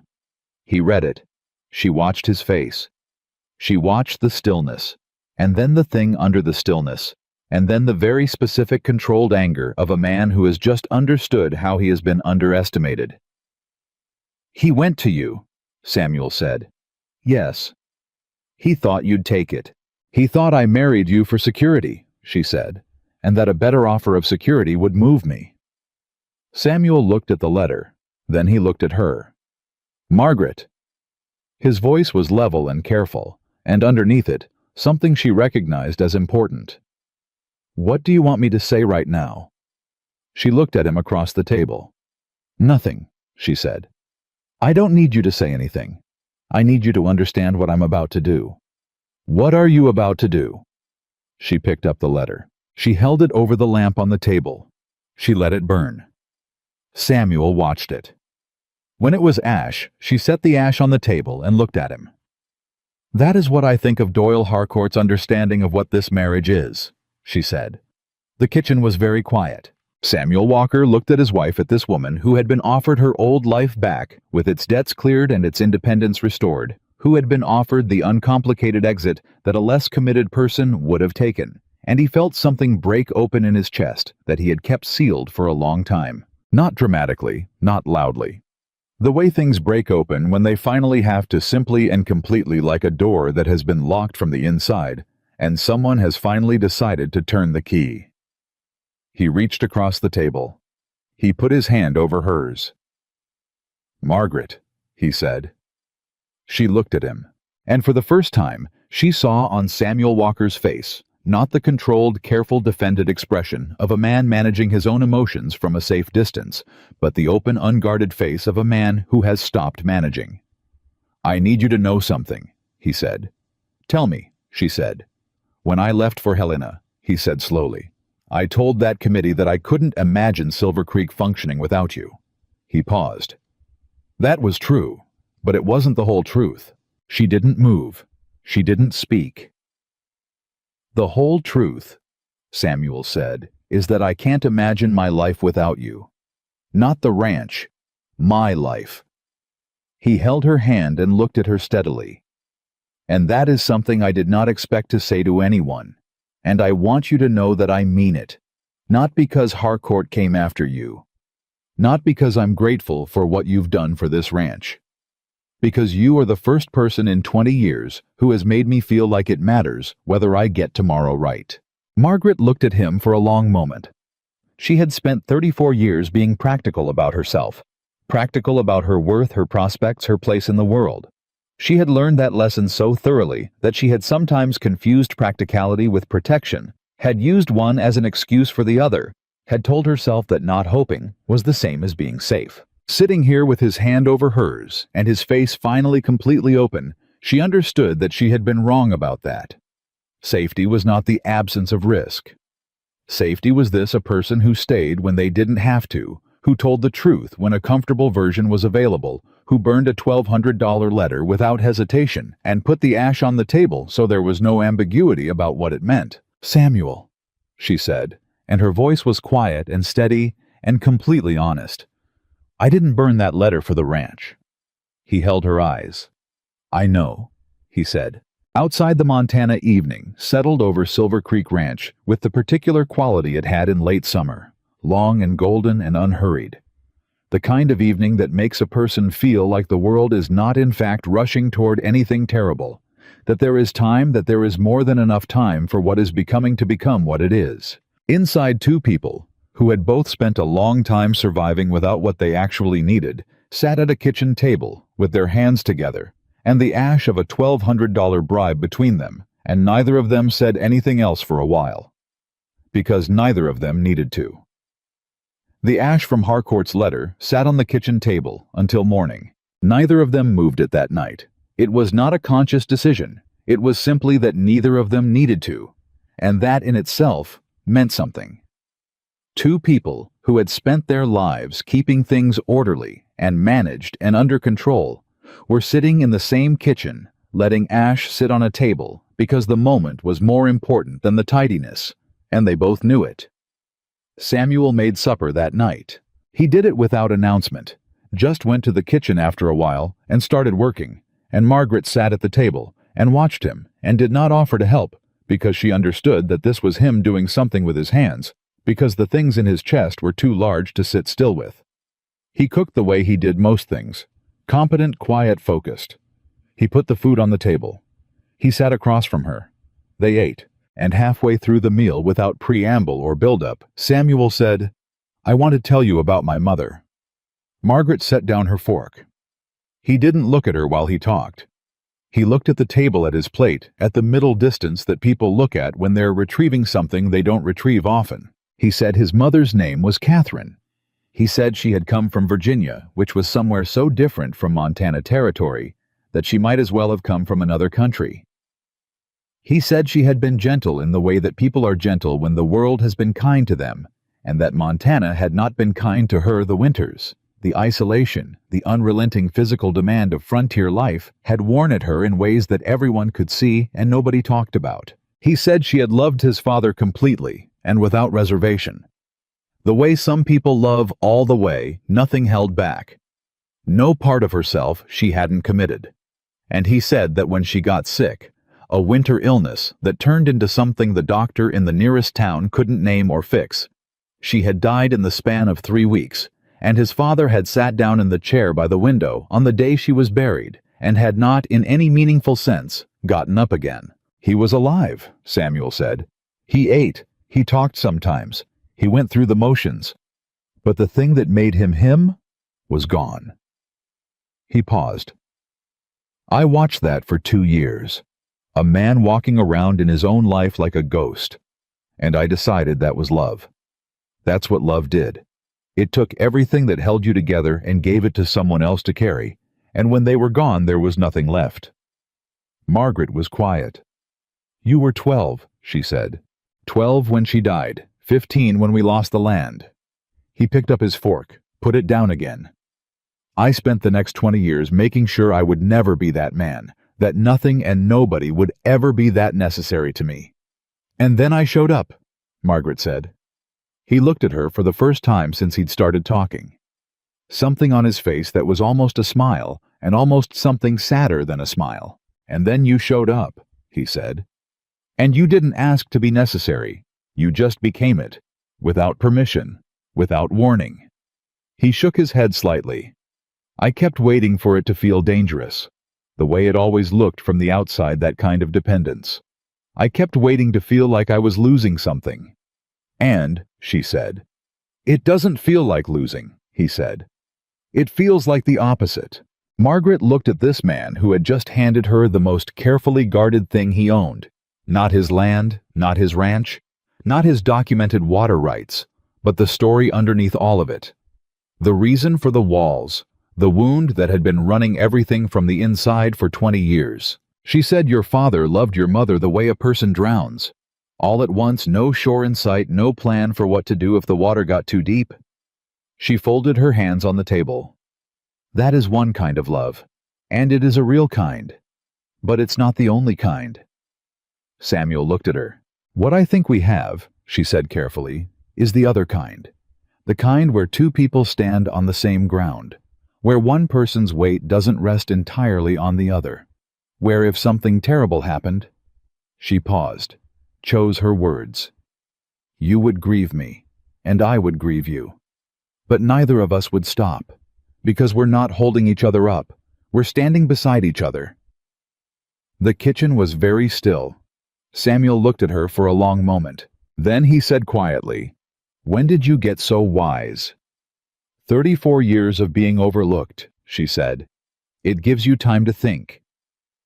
He made the almost laugh sound that she had learned over weeks was one of the most honest things about him, the laugh that came out when something hit him as true before he had time to decide whether to show it. They finished supper. They did not move the ash from the table. Sheriff Briggs came to Silver Creek on Monday morning. He came alone, which meant it was not an official visit with paperwork and formality. It was the kind of visit that lawmen in frontier towns made when they had something to say, that they preferred to say informally, without witnesses, and without a record. Samuel met him in the yard. Margaret stayed on the porch, close enough to hear, far enough to give the men their space, which was a calibration she had gotten precise about over the past weeks. Briggs dismounted and shook Samuel's hand and turned his hat in his hands in the same way Pete Garza did, which Margaret had come to recognize as the gesture frontiermen used when they were about to say something important they weren't sure how to say. "I've been doing some looking into the fence work," Briggs said. "The tampering on your northern section." "And," Samuel said, "I found the man who did it." Samuel was still. "Who?" "A drifter named Cal Pepper. He came through here about 6 weeks ago, picked up some day work at Harcourt's spread. He was let go 3 weeks ago. Harcourt's foreman says he was unreliable, but the timing lines up with the northern fence work." Briggs paused. "Pepper's in the county jail in Three Forks right now. Got picked up for drunk and disorderly last week. I sent a wire. He talked. He admitted to the fence work. He admitted to being paid to cut fence on a property the man who paid him described as Silver Creek Ranch," Briggs said. "He said he was told it was a property line dispute and what he was doing was legal, that he was just moving markers. He didn't know it was tampering." A pause. "He's not smart, but he's not malicious either. He's just a man who took money without asking the right questions." "Who paid him?" Briggs looked at his hat, then at Samuel. He described the man. The description matches Harcourt's ranch foreman. A man named Lyle Crane. Not Harcourt himself. No, Harcourt's too careful for that. But Crane has worked for him for 8 years and doesn't do anything Harcourt doesn't authorize. Samuel looked at the horizon for a moment. "Can you prove the connection?" he asked. "Not yet," Briggs said honestly. "But I'm working on it. And in the meantime, I've sent a full report of the fence tampering and the Pepper connection to the Territorial Committee in Helena, including the documentation your wife prepared about the eastern fence section from 3 weeks ago." Margaret from the porch absorbed this. Samuel turned and looked at her briefly, then back at Briggs. "What does this do to the land complaint?" he asked. "It doesn't dissolve it on its own," Briggs said. "But it creates a pattern of bad faith action by the complaining party, and a committee that's already suspicious of Harcourt's motives, which they are based on what I understand of the Helena hearing, is going to read that pattern in a particular way." "You sent the report to Helena yourself," Samuel said. "I did." "Why?" Briggs put his hat back on. He looked at Samuel in the level, uncomplicated way of a man who has decided something. "Because I've been the law in this county for 11 years, he said. "And I know the difference between a land dispute and a land grab. And I don't like watching the latter dressed up as the former." He mounted his horse. "I'll be in touch." He rode out. Samuel stood in the yard for a moment. Then he turned and walked to the porch, and he looked at Margaret, and his expression was the expression of a man processing a sequence of events that is going better than he has allowed himself to hope.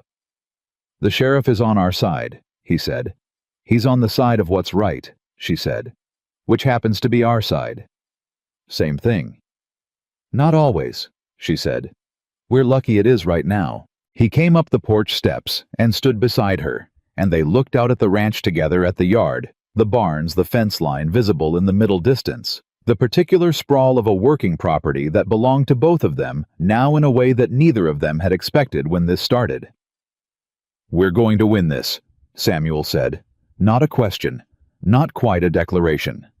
Something between them, a person thinking out loud to another person who is close enough to receive it. "Yes," she said. "We are." The town shifted that week. It was not a dramatic shift. It was the slow, accumulating kind that happens in small communities when a narrative changes, not all at once, but person by person, conversation by conversation, until the thing the town believes becomes something different from what it believed before. Vera Hutchins told two women at the dry goods store that she had visited Silver Creek and found the household in excellent order and Mrs. Walker to be a woman of considerable substance. She said it with the authority of someone converting information she had originally intended to use differently, and the two women she told repeated it to four others. And by the end of the week, the version of Margaret Ellis that Harlan Creek had been carrying the old maid who had married a desperate man for shelter had begun to acquire competing details. People started talking about the records she'd organized, about the fence tampering she'd found, about the fact that she had turned down whatever Harcourt had sent through his lawyer Harold Pruitt, had heard about the envelope and mentioned it to exactly two people, which in Harlan Creek meant everyone knew within days. No one knew what the offer had been, but everyone knew she had refused it. And in a frontier town, where land and money were the two most honest measures of a person's choices, refusing a good offer to stay somewhere you could have left said something that no amount of social opinion could compete with.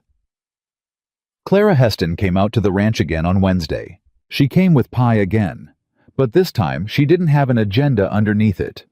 She just came and she sat in the kitchen and she looked at Margaret with the eyes of a woman who has known someone for a long time and is currently seeing them more clearly than she ever has. "You're happy," Clara said. It wasn't a question this time. Margaret looked at her. "I'm something," she said.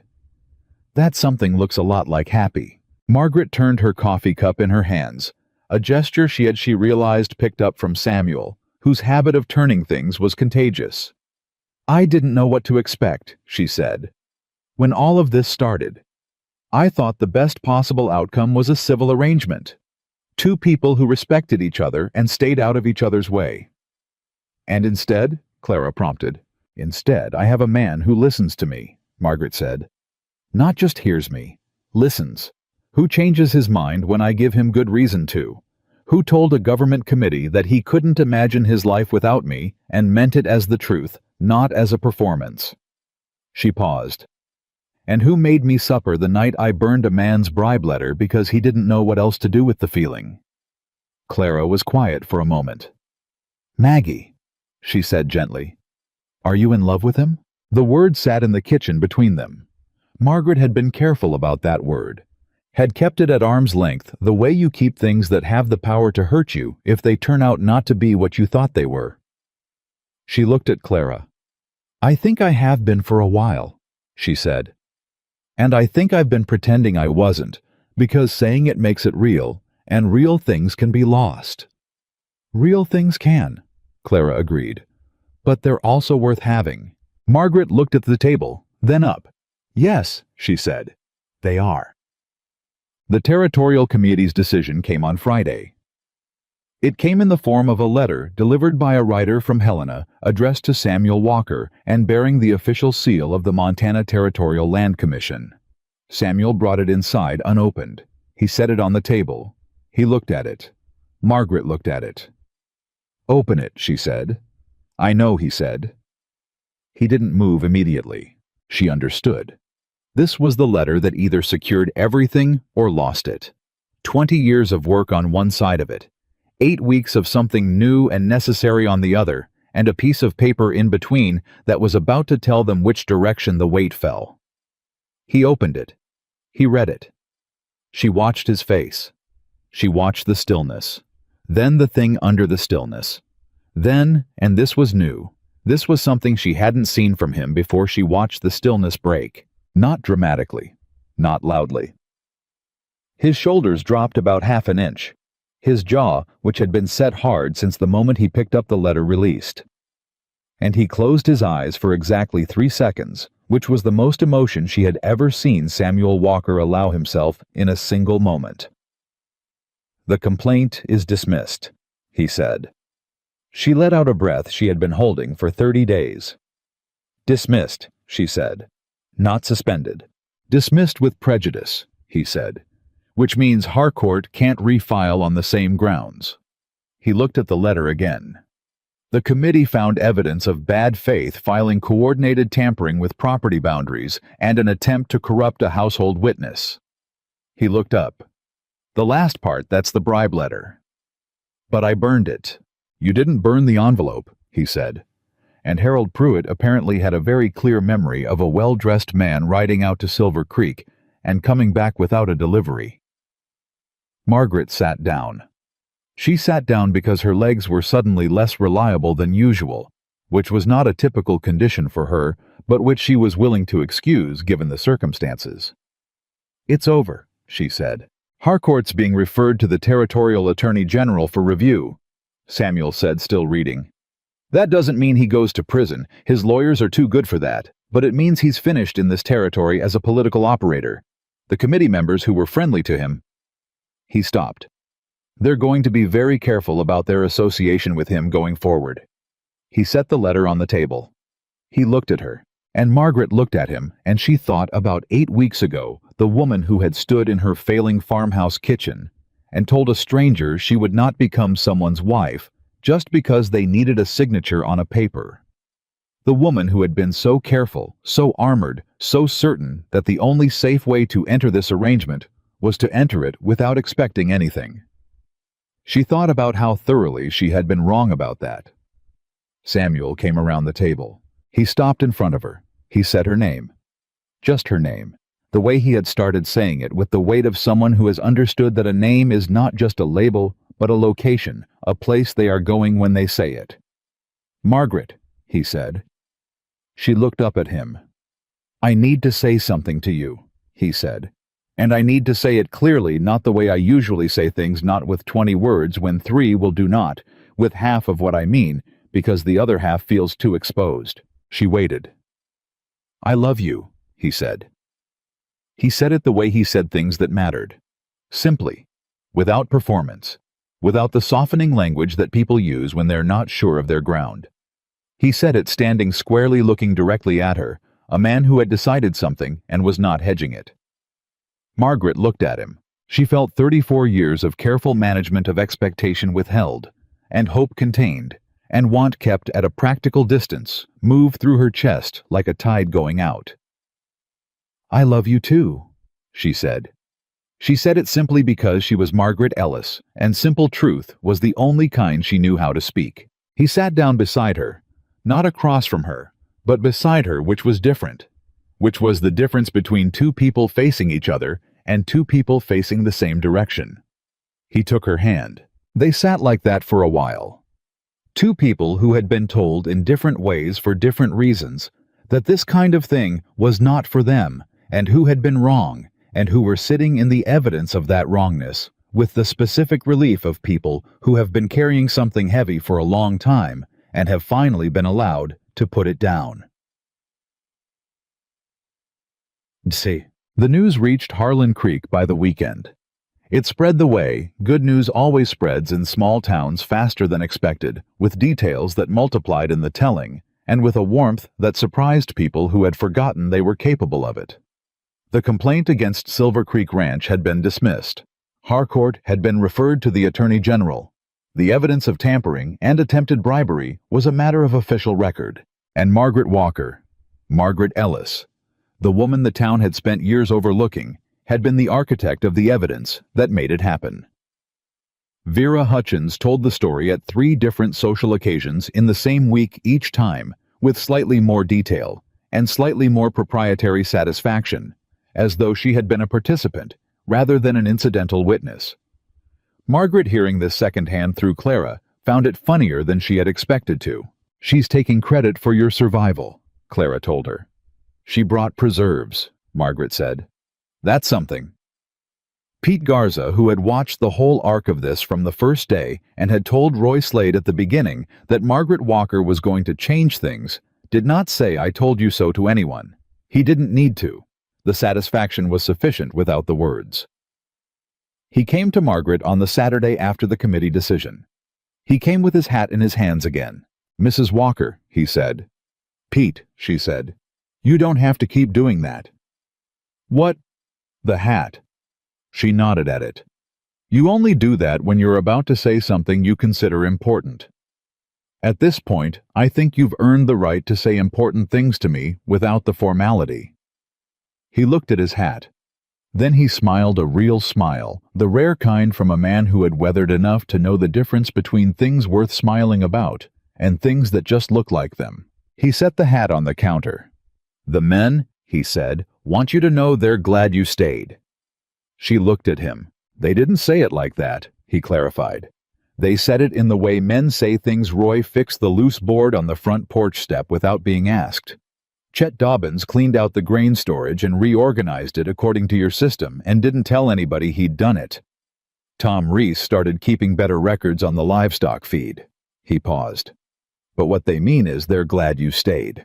Margaret looked at this good, steady man who had watched over Samuel Walker's back for 7 years and who had extended that watchfulness to her without being asked.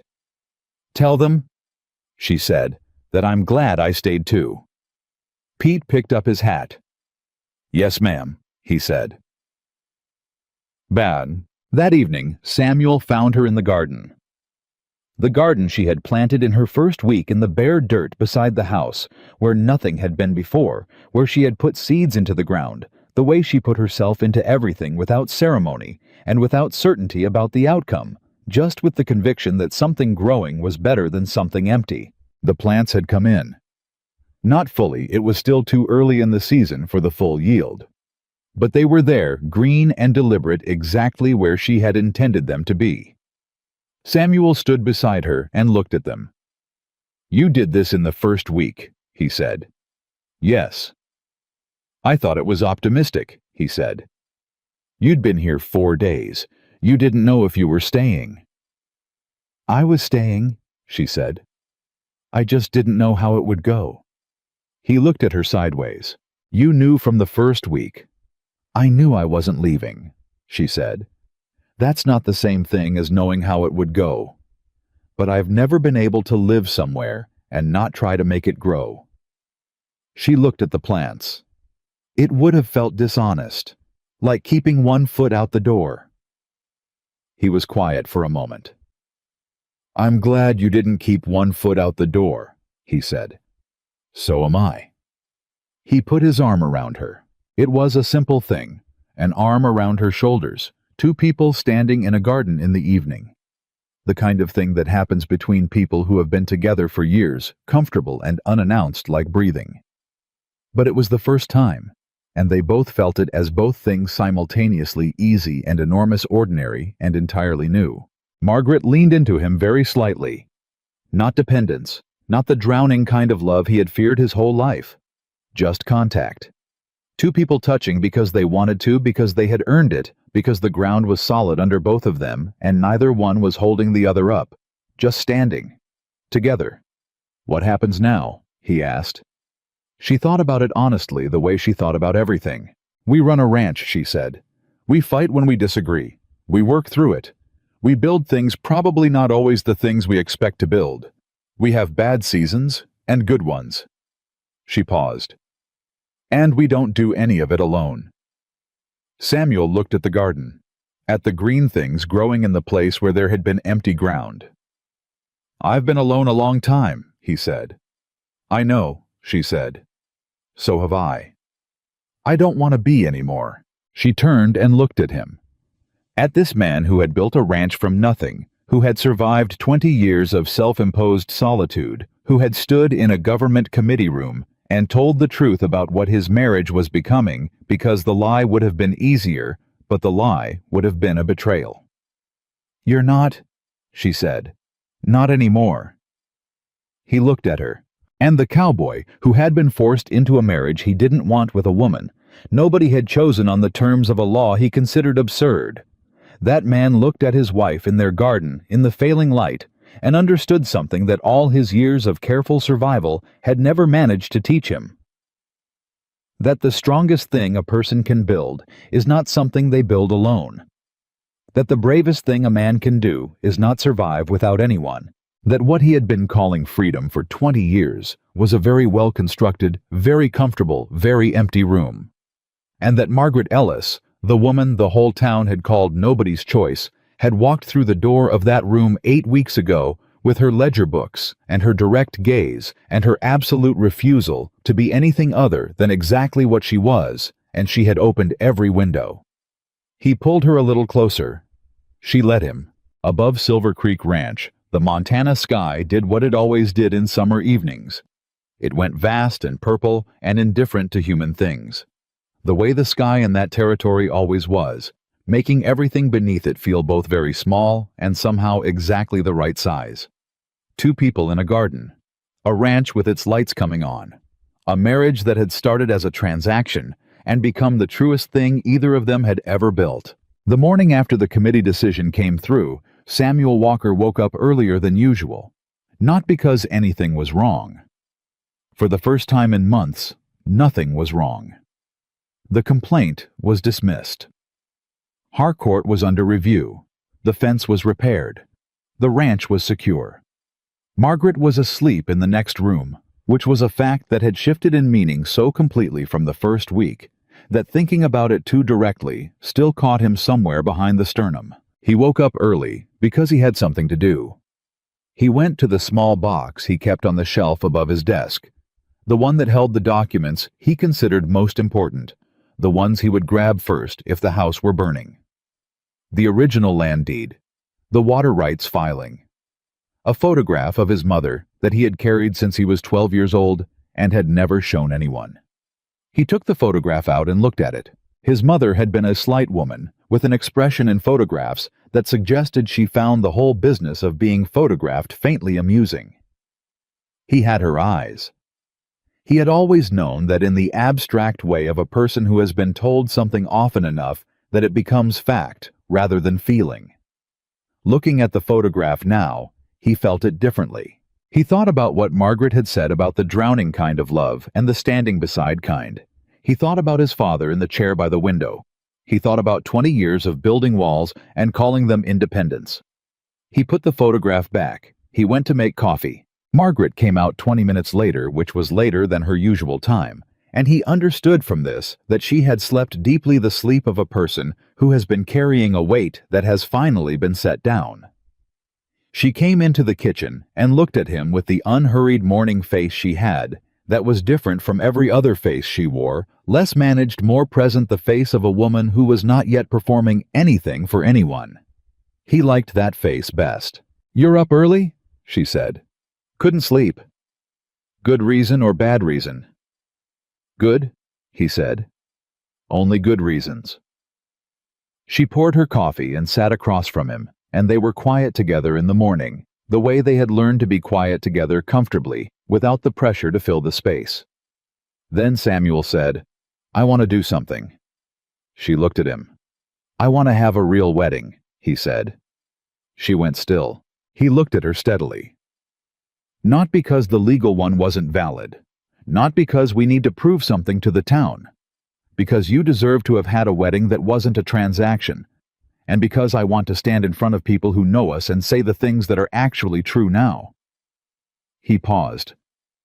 "And because when Judge Calloway told me to kiss my bride 2 months ago, I kissed your cheek like I was sealing a business envelope, and I have thought about that more than once since then." Margaret looked at him. She felt something she recognized as the emotion she was least practiced at. Not competence, not resolve, not the forward-facing practicality that had carried her through 34 years of managing alone. Something simpler and more dangerous than any of those. Joy. "That was a fairly bad kiss," she said. "It was a terrible kiss," he agreed. "I'd like to try again under better circumstances." She looked at him across the coffee cups. "All right," she said. "All right," he repeated. And they sat in the morning kitchen of Silver Creek Ranch with that agreement between them, small, enormous, ordinary everything, and finish their coffee in the easy silence of two people who have stopped needing to announce what they are to each other. The news that Samuel and Margaret Walker were having a second ceremony, a proper one with guests, and a dinner after moved through Harlan Creek, the way all news moved through Harlan Creek, which was immediately, and with editorial additions. Clara Heston came out to the ranch within 2 days. She arrived with fabric samples. Margaret looked at the fabric samples and then at Clara and said, "I'm not wearing a production." "It's not a production," Clara said. "It's a dress. You're allowed to have a dress, Maggie." "I have a dress. The blue one from 3 years ago. It fits."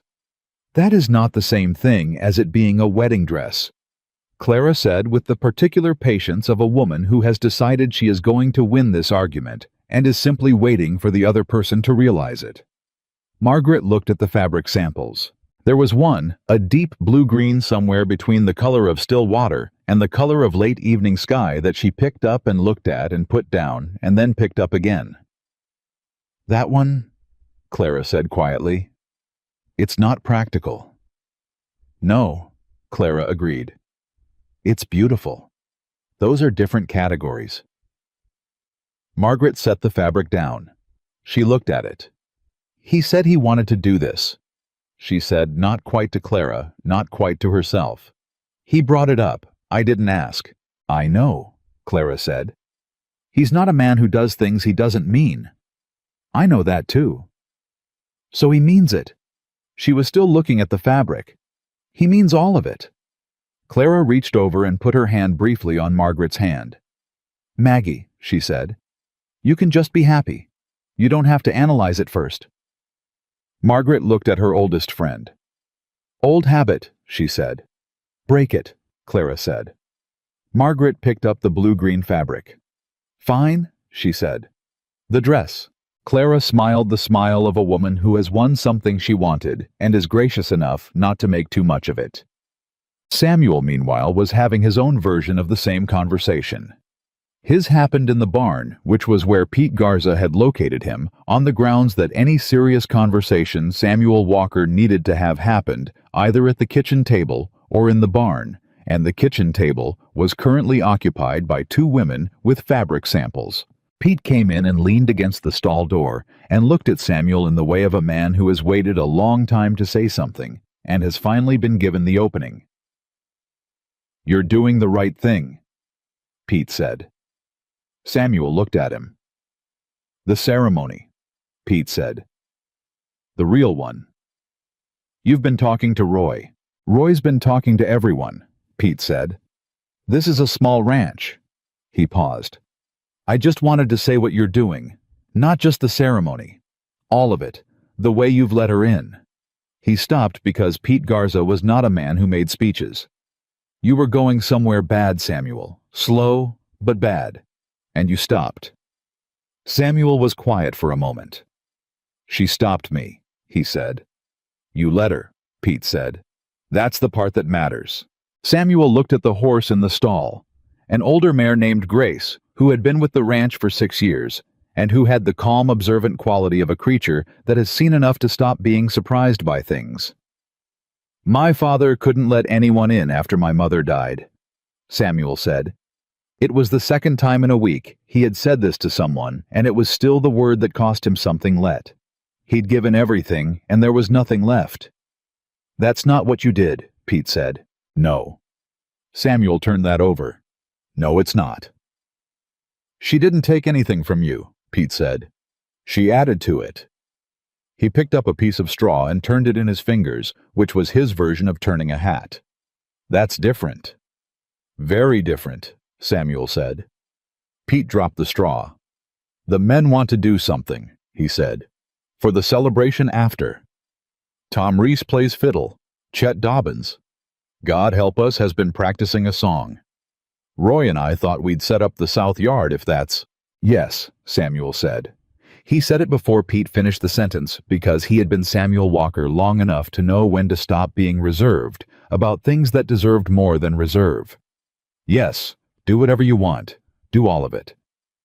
Pete looked at him. "All of it?"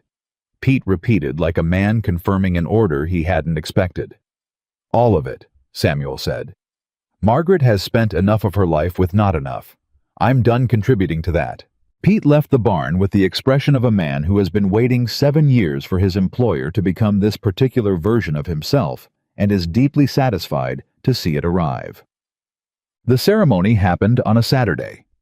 Judge Calloway came out from town, which was the same Judge Calloway who had presided over the original ceremony 8 weeks earlier, and who arrived at Silver Creek Ranch to find it entirely transformed from the place he remembered, not in its structures or its operations, but in its quality, the way a place changes when it is inhabited by people who have decided it matters. There were 30 people there, not a grand gathering by any measure, but in a frontier territory where every person present had traveled some distance on rutted roads and taken time from operations that didn't pause for anyone. 30 people was a statement. Harold Pruitt was there with his wife. Sheriff Briggs came in his good jacket. Ada Briggs, the woman Margaret had helped through her difficult labor 2 months ago, came with her husband and the baby, a healthy boy she had named after her father, and she held Margaret's hands before the ceremony and said simply, "You came in the night when I needed someone. I wanted to be here." Clara Heston stood beside Margaret the entire time, which was where she had been in spirit for 34 years, and was now making official. Margaret came out of the house in the blue-green dress. Samuel was standing with Judge Calloway in the yard, talking in the quiet way men talk when they are waiting for something important, and using conversation to manage the waiting. He looked up when he heard the door. He went still. Not the controlled stillness he used to manage things. A different kind. The kind that comes over a person when something stops them before they've had a chance to decide how they want to react. He looked at her. She walked toward him and he watched her come, and he thought clearly, without any of the usual management or containment that he had been wrong his whole life about what strength looked like. He had thought it looked like a man standing alone against everything that came at him. He was looking at something else now. A woman who had survived being overlooked and undervalued and passed over for 34 years, and who was walking toward him in a blue-green dress with her chin up and her eyes steady, and the strength in her was not the strength of someone who needed no one. It was the strength of someone who had chosen clearly and on purpose to be here. She reached him. She looked at him. "You're staring," she said quietly. "I know," he said. He didn't stop. She felt the warmth that she had decided on Clara's advice to simply allow. "Ready?" she said. "I've been ready for a while," he said. Judge Calloway cleared his throat. The second ceremony was nothing like the first. The first had been law. This was truth.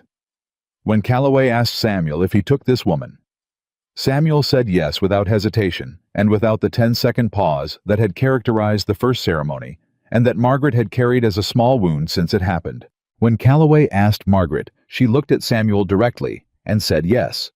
The way she said everything clearly without decoration, with the full weight of someone who means what they say, because they have never learned to say things they don't mean. When Calloway told him he could kiss his bride, Samuel did not kiss her cheek. A few of the 30 people present made sounds that in other circumstances might have been embarrassing. But in this particular Saturday afternoon in a ranch yard in Montana Territory, simply sounded like 30 people being glad about something true. Clara Heston, for the record, was not crying. She was simply experiencing some dust in both eyes simultaneously, which can happen to anyone.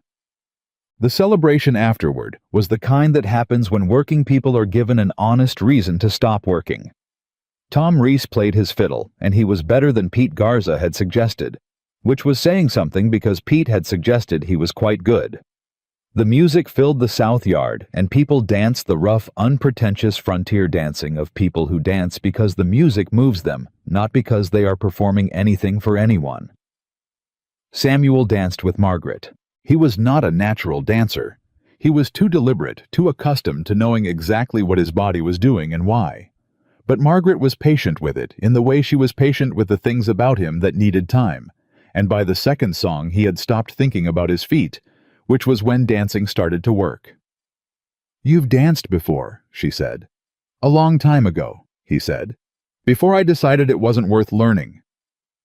You decided a lot of things weren't worth the trouble. I was wrong about most of them. She looked at him as they moved. Most. The ones involving other people, he said. I was right about the ones involving cattle and fence posts. She laughed. He pulled her a little closer, and they danced in the south yard while Tom Reese played, and the sun went the particular gold it went in Montana late afternoon. And for Samuel Walker, the man who had built everything alone, this was the moment, not the legal filing, not the committee decision, not even the second ceremony. This was the moment it became completely and irreversibly real to him. The moment he stopped being a man managing a situation and became a man living in his own life. Chet Dobbins sang his song. It was not a good song. It was earnest and slightly off-key, and the lyrics were the kind that a young man writes when he is trying very hard and has not quite gotten there yet. But he sang it, looking at Margaret with the specific contrition of a man atoning for something which everyone present understood. And when he finished, Margaret walked over and told him sincerely that she appreciated it, and Chet Dobbins went slightly red and found somewhere else to be, and Pete Garza, watching, decided he might turn into a decent hand yet. Harold Pruitt gave a toast. He kept it short, which everyone appreciated. He said, I suggested these two to each other. I'd like to take some credit for how this turned out. He raised his glass. To Samuel and Margaret Walker. May Silver Creek Ranch stand as long as they do. 30 people raised their glasses. Samuel and Margaret looked at each other across the raised cups, and the good noise of people celebrating something real, and the look between them was the kind that doesn't need translation. It was after everyone had gone, after the last horse had ridden out, and the south yard was quiet, and the fiddle music was a memory in the air, that the twist came. The one nobody had seen coming. Not Harcourt, not the law, not another letter or a stranger at the door. It came from a man named Arthur Reed, who arrived at Silver Creek Ranch 3 days after the ceremony on a horse that had clearly been ridden hard, carrying a leather satchel and a letter of introduction from a law firm in Helena. Samuel met him in the yard. Arthur Reed was 60, gray-haired, precise in his movements and his speech. He introduced himself as the representative of the Territorial Attorney General's office handling the Harcourt investigation. I've come to inform you, Reed said, that in the course of investigating Mr. Harcourt's land activities in this county, we have uncovered documentation relevant to properties other than your own. Samuel frowned. What kind of documentation? Mr. Harcourt, Reed said carefully, has been operating a scheme across 7 properties in this territory over the past 4 years. The mechanism has been consistent, using the Household Establishment Act to challenge land ownership manufacturing evidence of non-compliance and acquiring properties at reduced value when owners could not sustain the legal cost of defense. Samuel went very still. 7 properties, he said. Your ranch would have been the 8th. Reed opened the satchel. You are the only owner who successfully defended against the challenge. And the documentation compiled in your defense, the records your wife organized, the water rights timeline, the fence tampering evidence forwarded by Sheriff Briggs, that documentation has become the evidentiary foundation for the case against Harcourt across all 7 properties. Samuel stood in the yard and absorbed this.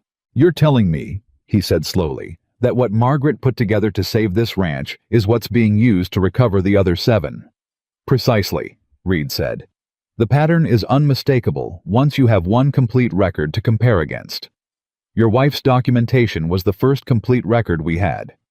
Samuel looked at Reed. Then he turned toward the house. Margaret, he called. She appeared at the door. He looked at her across the yard. This woman who had organized records for 2 days straight because she believed in doing things correctly, who had walked a fence perimeter because she thought she should know what she was defending, who had burned a bribe letter and put the ash on the table and said without drama that she didn't burn it for the ranch. Come hear this, he said. She came. Reed told her. She listened with the same quality she brought to everything, completely without interruption, without performing a reaction before she'd finished processing. When Reed was done, she said, The 7 families, are they going to recover their properties? That is the intent of the Attorney General's action, Reed said. It will be a process. There are legal complexities. But the evidentiary foundation is solid, and the intent is full restitution. How long did Harcourt have those properties? Ranging from 8 months to 3 years.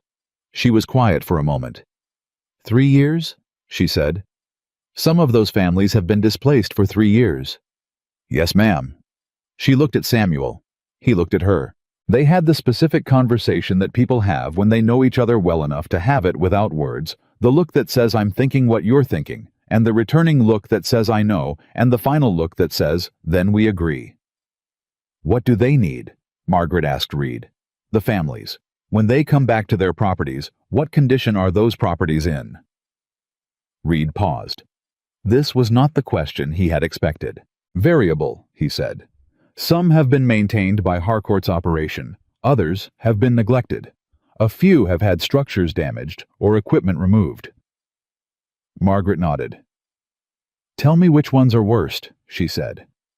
We'll start there. Reed looked at her, then at Samuel. Samuel said, Whatever she's asking you for, give it to her. Reed reached into his satchel. What happened over the following months was not a dramatic thing.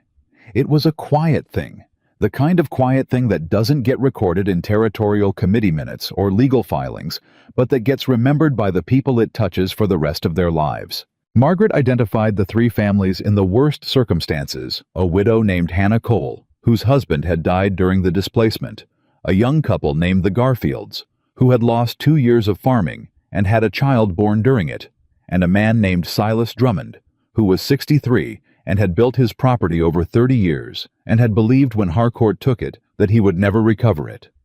She wrote to all 3. She wrote the way she did everything directly, without sentimentality, with complete information and a clear offer. Silver Creek Ranch had resources and knowledge.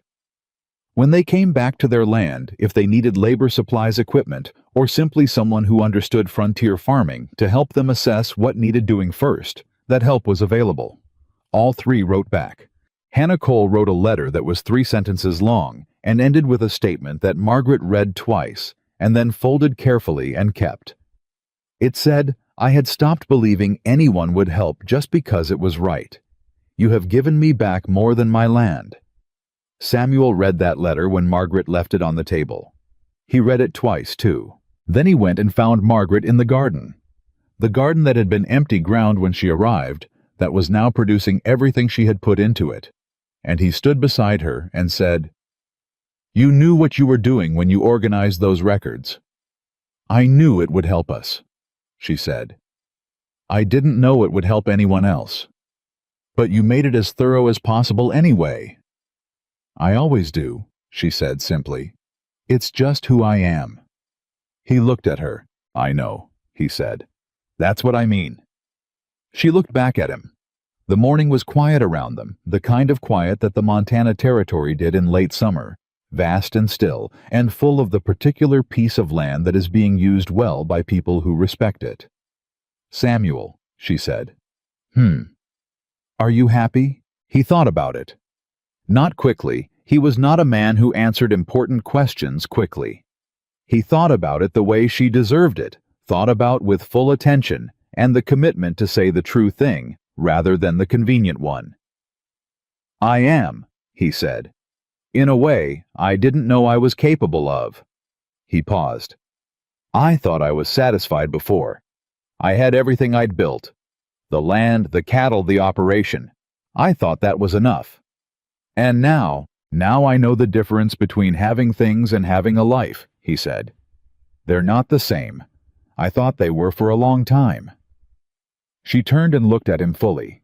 I spent 34 years being the woman nobody chose, she said. I made peace with it, or I thought I did.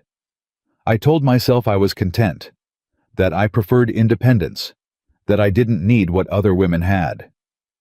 She shook her head slightly. I was lying to myself. I just didn't have a better option, so I called the situation a preference. And now, he said. Now I've been chosen, she said. by a stubborn, controlled, overly self-sufficient man who kissed my cheek at our first wedding and then had the grace to recognize that wasn't good enough. She looked at him steadily. And it turns out being chosen, really chosen by someone who sees what you actually are, is worth everything I convinced myself I didn't need. Samuel reached out and tucked a strand of hair back from her face. A small gesture, the kind that belongs to people who have accumulated the right to small gestures, and looked at her with an expression she had come to know as the one that appeared when he felt something he had stopped trying to contain. "You were always worth it," he said. "The town just wasn't paying attention." "You weren't either," she said. "At first." "No," he agreed. "I wasn't." A pause. "I am now." She held his eyes. "I know," she said. In the years that followed, Silver Creek Ranch became something that the Walker name became attached to in Montana territory, the way certain names attach to certain places. Not through spectacle or politics, or the kind of deliberate legacy building that ambitious people attempt, but through the slower, more durable process of simply doing good things consistently in a place where people noticed. The three families Harcourt had displaced came back to their land. The Garfields built their farm back stronger than it had been. Silas Drummond ran his cattle for another 12 years before he retired to his son's property in Billings and left his land to a nephew who had grown up hearing the story of the man and woman from Silver Creek who had showed up in his uncle's worst year with lumber and livestock feed and a practical assessment of what needed doing first. Hannah Cole replanted her fields and hired 2 hands and sent Margaret a jar of preserves every Christmas for 11 years without exception. Silver Creek took on 2 new hands in the second year.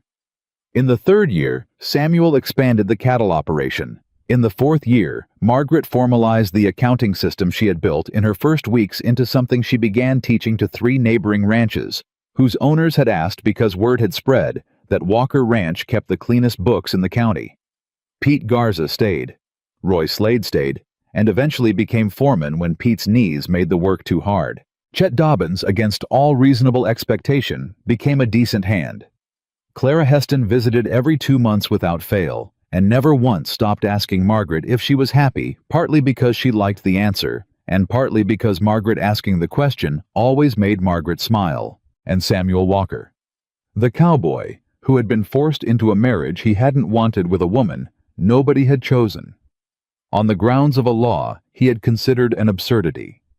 Samuel Walker became a man who woke up every morning in a house that felt like a life and not just a structure.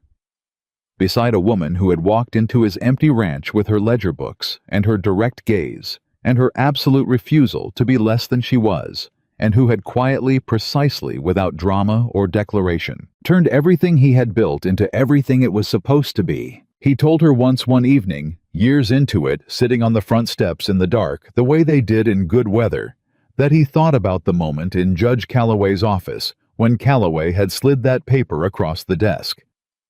"I thought they were taking something from me," he said. Margaret was quiet beside him. The law, the marriage requirement, the 30 days. He shook his head. "I thought it was the beginning of losing everything." "Was it?" she said. He looked at her. "It was the beginning of finding it," he said. She leaned against him and he put his arm around her and they sat on the front steps of Silver Creek Ranch in the Montana dark, while the land they had built together stretched out in every direction, solid and real, and full of the particular weight of things that have been earned by 2 people who stopped pretending they didn't need each other. The woman the whole town had called nobody's choice. The man who had spent 20 years choosing no one. 2 people who had been forced by law and circumstance and the particular stubbornness of 2 honest hearts into the exact place they were always supposed to be. And the cowboy who thought he had lost everything when they forced him to marry, found instead the only thing that made everything else worth having. He found her. And she was from the first day to the last entirely and completely worth the finding.